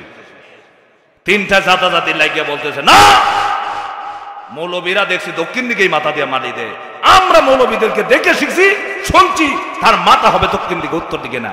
টাইনে টুইনে মিললে ওই নাস্তিকের মাথা দিছে দক্ষিণ দিকে। আলেমদেরকে সারা দেশে বাস্তবী করা যাবে, একটারও মাথা উত্তর দিকে যাবে না, সবগুলির মাথা যাবে দক্ষিণ দিকে। জোরে বলেন না কেন? ঠিক কিনা বলেন? আপনারা সব মাসালা জানেন? কথা বলেন, সব মাসালা জানেন? সব মাসালা কারা জানে? কথা বলে না তো, কারা জানে? আলেমরা। আলেমরা আলেম। আচ্ছা, আমরা দেশে আলেম মানে আমার ছেলে আলেম হতে পারবে, আপনার ছেলে পারবে না, তাই তো? হ্যাঁ, রিক্সাওয়ালার ছেলে আলেম হতে পারবে না তো? নিষেধ না? নিষেধ আছে। ইসলাম এমন একটা ধর্ম, কোরআন এমন একটি কিতাব, এটা গরিবেও পড়তে পারবে, ধনীও পড়তে পারবে, কিন্তু অন্য কোন ধর্মের মানুষের কিতাব সবাই পড়তে পারে না। সুবহানাল্লাহ। জানেন এটা হিন্দুরার ধর্মগ্রন্থ, এটা তাদের ব্রাহ্মণের পুলা ছাড়া আর কেউ পড়তে পারবে না। জানেন আপনারা? জানেন না মনে হয় অনেকেই। হিন্দুদের ধর্মগ্রন্থ ব্রাহ্মণ পড়তে পারবে, আর কেউ পড়তে পারবে না। বুঝতে পারছেন? আবার তার পুলা পড়তে পারবে, আর কেউ পড়তে পারবে না। আর কোরআন শরীফ সুবহানাল্লাহ বলবেন না এরপরে? এটা আমরা খুশি না বেজার? কারণ এই হাজা কালামুল্লাহ, এই কিতাব কার? আমার ভাইরা বলছিলাম, বৎকার মানুষ গুনাহগারেরা 4র্থ নম্বর জগৎ হলো কবরের জগৎ। কবরের জগতের মধ্যে তার হিসাব কিতাব শুরু হলো। তাকে জিজ্ঞাসা করা হচ্ছে মান রাব্বুকা, তোমার রব কে? সে কি জবাব দেয়? সে জবাব দেয় হা হা লা আদরি, আমি কিছুই জানি না। কি বলে? কিচ্ছু জানি না। আপনার বিবেক কি বলে? কবরে যদি বলে আমি কিছু জানি না, তার জন্য জান্নাত না জাহান্নাম? আরো জোরে বলতে হবে, জান্নাত না জাহান্নাম? 2 নম্বর প্রশ্ন করা হবে মা দিনুকা, জমিনে কোন ধর্ম অনুসরণ করেছিলে? লোকটা তো বলবে দুনিয়াতে সমস্ত সব সময় ধর্ম নিয়ে বাড়াবাড়ি করছি, ধর্মরে মানি নাই। যারা ধর্ম মেনেছে, যারা কোরআন মেনেছে, হাদিস মেনেছে, তাদেরকে বলেছি ধর্ম অন্ধ, তাদেরকে ধর্ম অন্ধ বলেছি, গালিগালাজ করেছিলাম। হা হা লা আদরি, আমি তো ধর্ম সম্পর্কে আমার কোনো জ্ঞান নাই, বুদ্ধি নাই, আমি তো জানি না। 3 নম্বর রাসূলুল্লাহ সাল্লাল্লাহু আলাইহি ওয়াসাল্লামকে যখন দেখানো হবে, নবীজিকে বলবে, নবীজিকে দেখে বলবে তিনি কে আমি চিনি না। আমার ভাইরা, আল্লাহ পাকের পক্ষ থেকে সঙ্গে সঙ্গে বলা হবে এই নাফরমানের জন্য আগুনের বিছানা বানায়া দাও, জাহান্নামের বিছানা বানায়া দাও, আর জাহান্নামের পোশাক পরিধান করে দাও, জাহান্নামের সাথে তার জন্য রাস্তা বানায় দাও। চিল্লায়া বলেন নাউজুবিল্লাহ। কিয়ামত পর্যন্ত সে জাহান্নামের আগুনের ভিতরে জ্বলতে থাকবে, কবরের ভিতরে জ্বলতে থাকবে। আমার ভাইরা, কিয়ামতের দিন যে লোকটা বলবে রাসূলুল্লাহকে চিনি না, এই লোকটা জান্নাতে হবে না জাহান্নামী? আরো জোরে বলেন, জান্নাতে না জাহান্নামী? হাসরের ময়দানে একদল মানুষকে আল্লাহ নবী দেখে বলবে সুকান সুকান, দূর হয়ে যাও। কি বলবে বলেন তো? ভালো করে মনে রাখবেন, ওয়াজ ওয়াজ মনে থাকবে আপনাদের। আমার ভাইরা, কোরআন হাদিস থেকে হক কথাগুলো মানার জন্য চেষ্টা করবেন, কারণ আমাদের পরকাল আছে। চিল্লাবেন, কি আছে? পরকাল আছে। হাসরের ময়দানে একদল মানুষকে দেখে, মুসলমানদেরকে দেখে রাসূলুল্লাহ সাল্লাল্লাহু আলাইহি ওয়াসাল্লাম বলবে আরে বেটা দূর হ, তুই তো আমার দিন, আমার রেখে আসা ধর্ম, আমার রেখে আসা দিন, যে দিনের জন্য আমি তায়েফের ময়দানে রক্ত দিয়েছিলাম, যে দিনকে প্রতিষ্ঠা করার জন্য আমি দান দান মোবারক শহীদ করে দিয়েছিলাম, যে দিনকে প্রতিষ্ঠা করার জন্য আমি যুদ্ধের সেনাপতির দায়িত্ব পালন করেছিলাম, যে কোরআনকে বিজয় করার জন্য আমি আমার বাবার দেশ মায়ের এলাকা ঘর বাড়ি ছেড়ে আমি হিজরত করে মদিনায় চলে গিয়েছিলাম, সেই দ্বীনের বিরুদ্ধে কথা বলতো, তোমরা চুপ করে থাকতে। আজকে আমার সুপারিশের আশা করো, শাফায়াতের আশা করো, দূর হয়ে যাও। আমরা কি সেই দিন দূর হয়ে যাও ব্যক্তি হতে চাই? আমরা কি চাই? আমরা কার সুপারিশ চাই? রাসূলুল্লাহ সাল্লাল্লাহু আলাইহি সাল্লামের সুপারিশ। নবীর সুপারিশ যদি চাইতে হয়, পাইতে হয়, তাহলে নবীর কথা মতো চলতে হবে না নবীর বিরুদ্ধে চললে হবে? কথা বলেন, কার কথা? আল্লাহ এবং রাসূলের কথা অনুযায়ী আমার জীবনকে পরিচালনা করতে হবে। সম্মানিত ভাইয়েরা, কবরের জীবনের মধ্যে আমার যখন কবরে আমরা থাকব, এরপর যখন কিয়ামতের ময়দান কায়েম হয়ে যাবে, কবর থেকে সব মানুষ উঠে হাসরের ময়দানে উপস্থিত হয়ে যাবে। বলেন সুবহানাল্লাহ। হাসরের ময়দান আছে?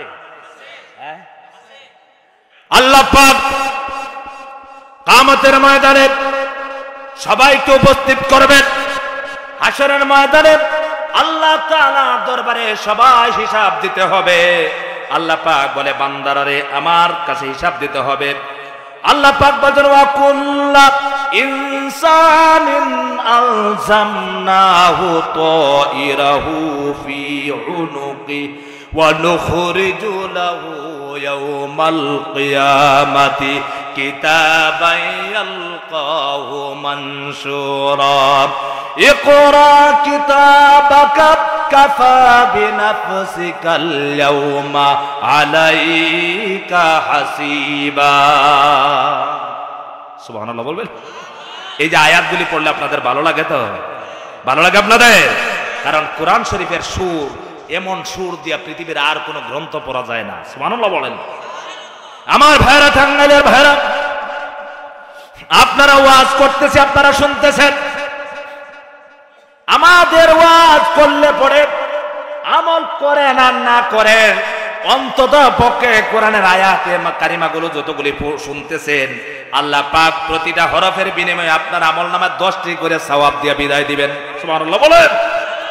কারণটা কি? এই কিতাবটা কার? আরো ধরবেন কার?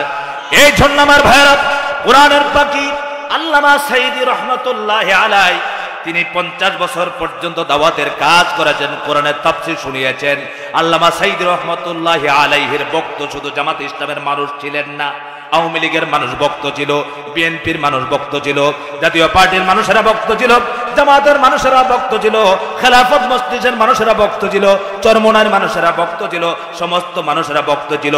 এমনকি অমুসলিমরা পর্যন্ত সাইদি রহমাতুল্লাহ আলাইহির তাফসীর শুনতেন। ঠিক কি না বলেন? কারণ হলো সাইদি রহমাতুল্লাহ আলাইহি তাফসীর করতেন, আজে বাজে কথা বলতেন না, হাসাহাসির কথা বলতেন না, বাজে কথা বলতেন না। কারণ হলো আল্লাহ পাক কোরআনুল কারীমকে পাঠিয়েছেন মানুষকে শোনার জন্য, দাওয়াত দেওয়ার জন্য, কোরআনের হক কথাগুলি বলার জন্য। আল্লাহ কোরআনের পাকে আল্লামা সাইদি রহমাতুল্লাহ আলাইহি আল্লাহ পাকের মুরাহা গ্রন্থ আল কোরআনকে মধুর সুর দিয়া মানুষকে শোনাতেন। ঠিক কিনা বলেন? একমাত্র সাইদি সাহেব নেতা হিসেবে কি মানুষ এত ভালোবাসতো?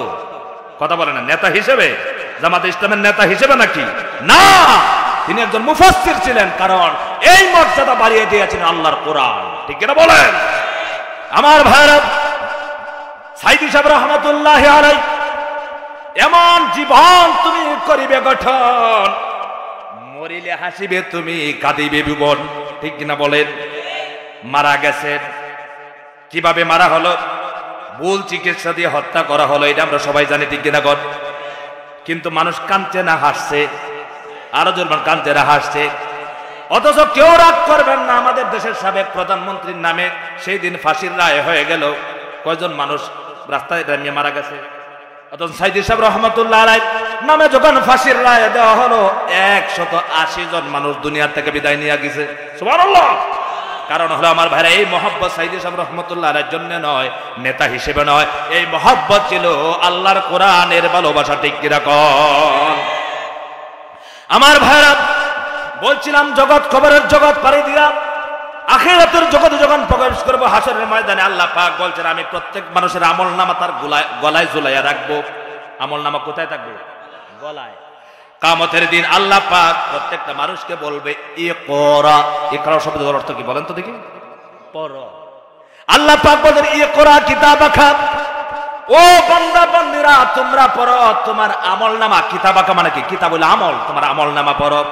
ওই বান্দারা কাফা বিনাফসিকাল ইয়াউমা আলাইকা হাসিবা, কিয়ামতের ময়দানে তোমার কোনো সাক্ষীর দরকার নাই, কিচ্ছুর দরকার নাই। তোমার আমলনামা নিজেই পড়বে, নিজের সিদ্ধান্ত নিজেই নিতে পারবে তুমি জাহান্নামী না জান্নাতি।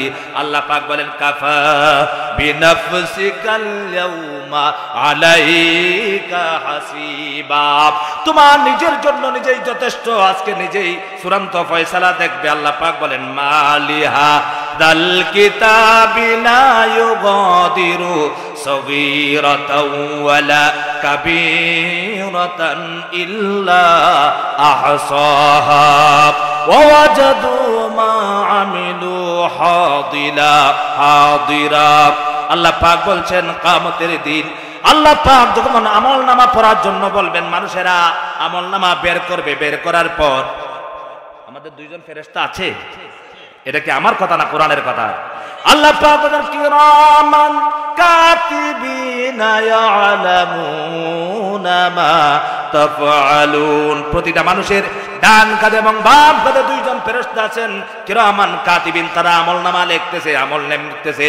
আমার জীবনের ছোট আমল বড় আমল সবগুলো লেখা হচ্ছে, ঠিক কি না?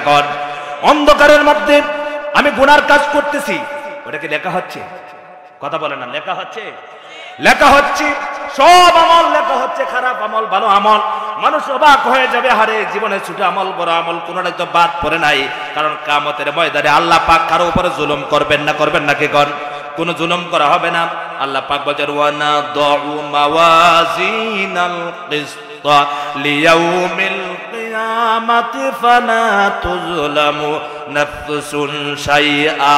কিয়ামতের দিন আল্লাহ পাক মিজান ইনসাফের পাল্লা দাঁড় করাবেন। আজকে দাড়ি পাল্লার কথা বললে অনেকেই কয় হুজুর রাজনীতি করে, কথা কন না কেন? হাসরের ময়দানে কিন্তু দাড়ি পাল্লা দিয়ে ওজন করা হবে, ঠিক এরকম আমার ভাইয়েরা। কিয়ামতের দিন আমার আমলনামাটা ওজন করা হবে, দাড়ি পাল্লা দিয়া মাপা হবে আমলনামা।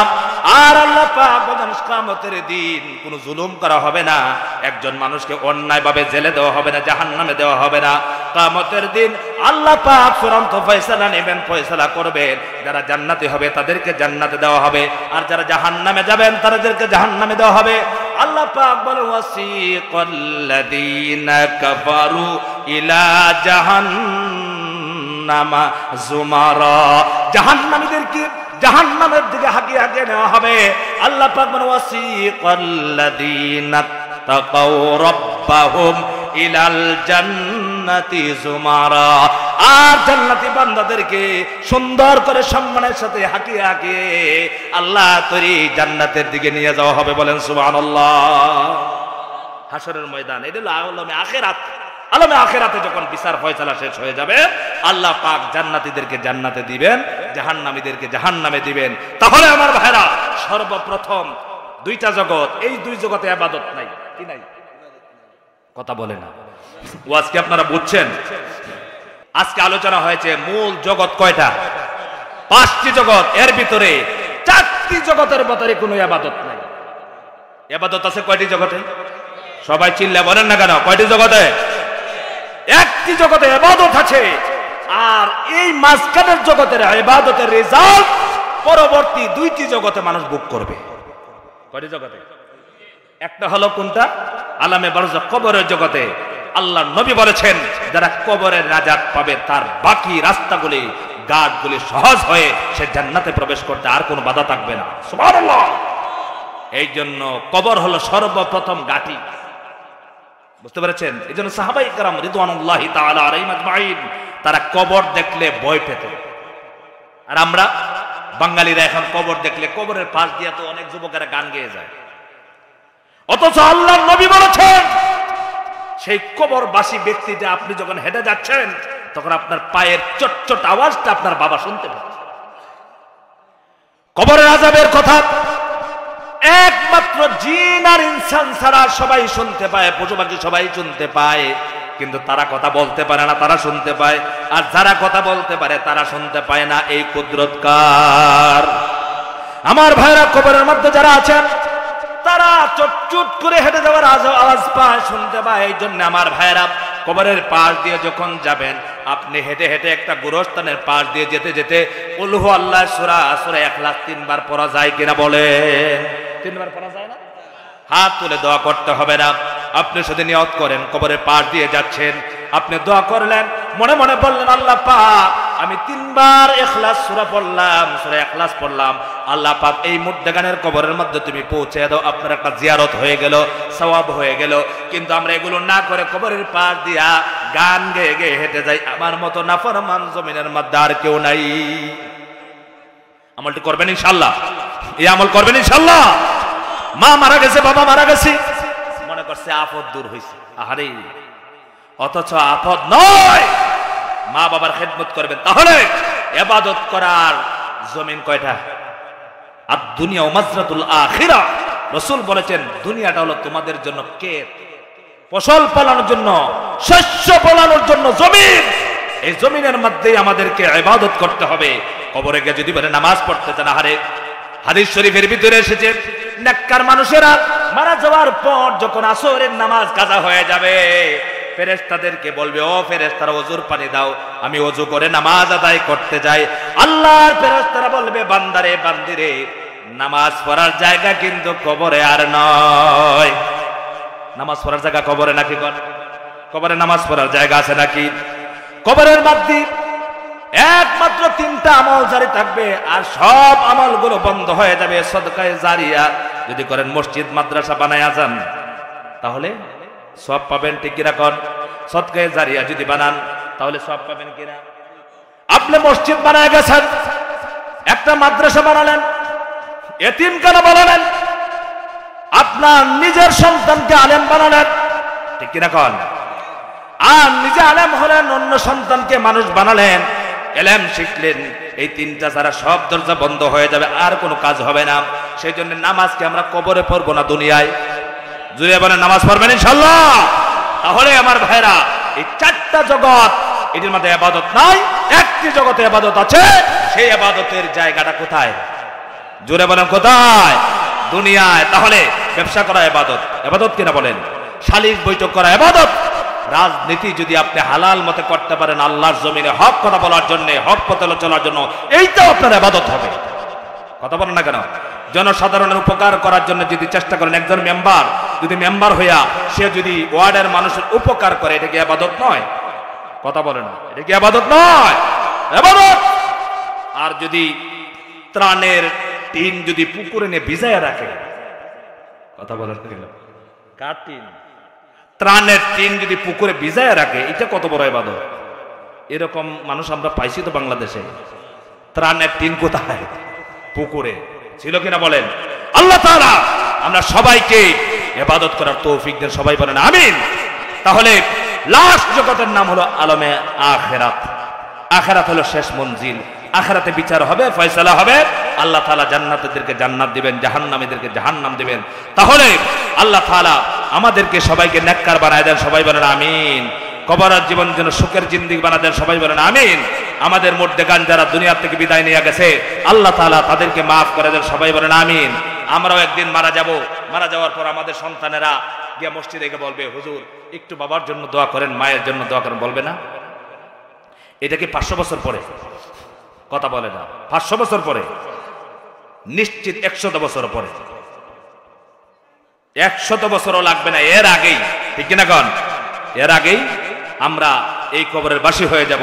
তাহলে কোনো মানুষ যদি সব সময় বলে আমার মরণ আছে, জুড়ে বলেন কি আছে? এই কথাটা পারবেন প্রতিদিন বলতে কয়েকবার? কি বলবেন বলেন তো? আর কিছু বলার দরকার নাই। সুস্থ মস্তিষ্কে বলবেন আমার মরণ আছে, আমার মরণ আছে, আমি মরবো, আমি মরে যাব, আমি মরবো। ওইটা যদি বারে বারে বলেন, ইনশাআল্লাহ নবীজি বলেছেন আপনার দ্বারা সহজে গুনাহ হবে না। কথা বুঝতে পেরেছেন? আর যদি বলেন আরে কি, আরে মরণ তো একদিন হবেই, এরকম আছে না? মরণের সময় মরণ হবে, এরকম বলে কিনা? উড়াইয়া দেওয়া যাবে না। আমার ভাইরা, মৌত সবচেয়ে কাছে না দূরে? আরো যেমন কাছে না মৌত দূরে। আর মৌতের যন্ত্রণা অনেক কঠিন। সবার যখন মরণ হয়ে যাবে, ফেরেশতাদের মরণ হয়ে যাবে, মালাকুল মৌতকে আল্লাহ নিজে বলবেন, মৌত তুমি নিজে মরে যাও। মালাকুল মউত নিজের ঝাড় নিজে কবজ করবে।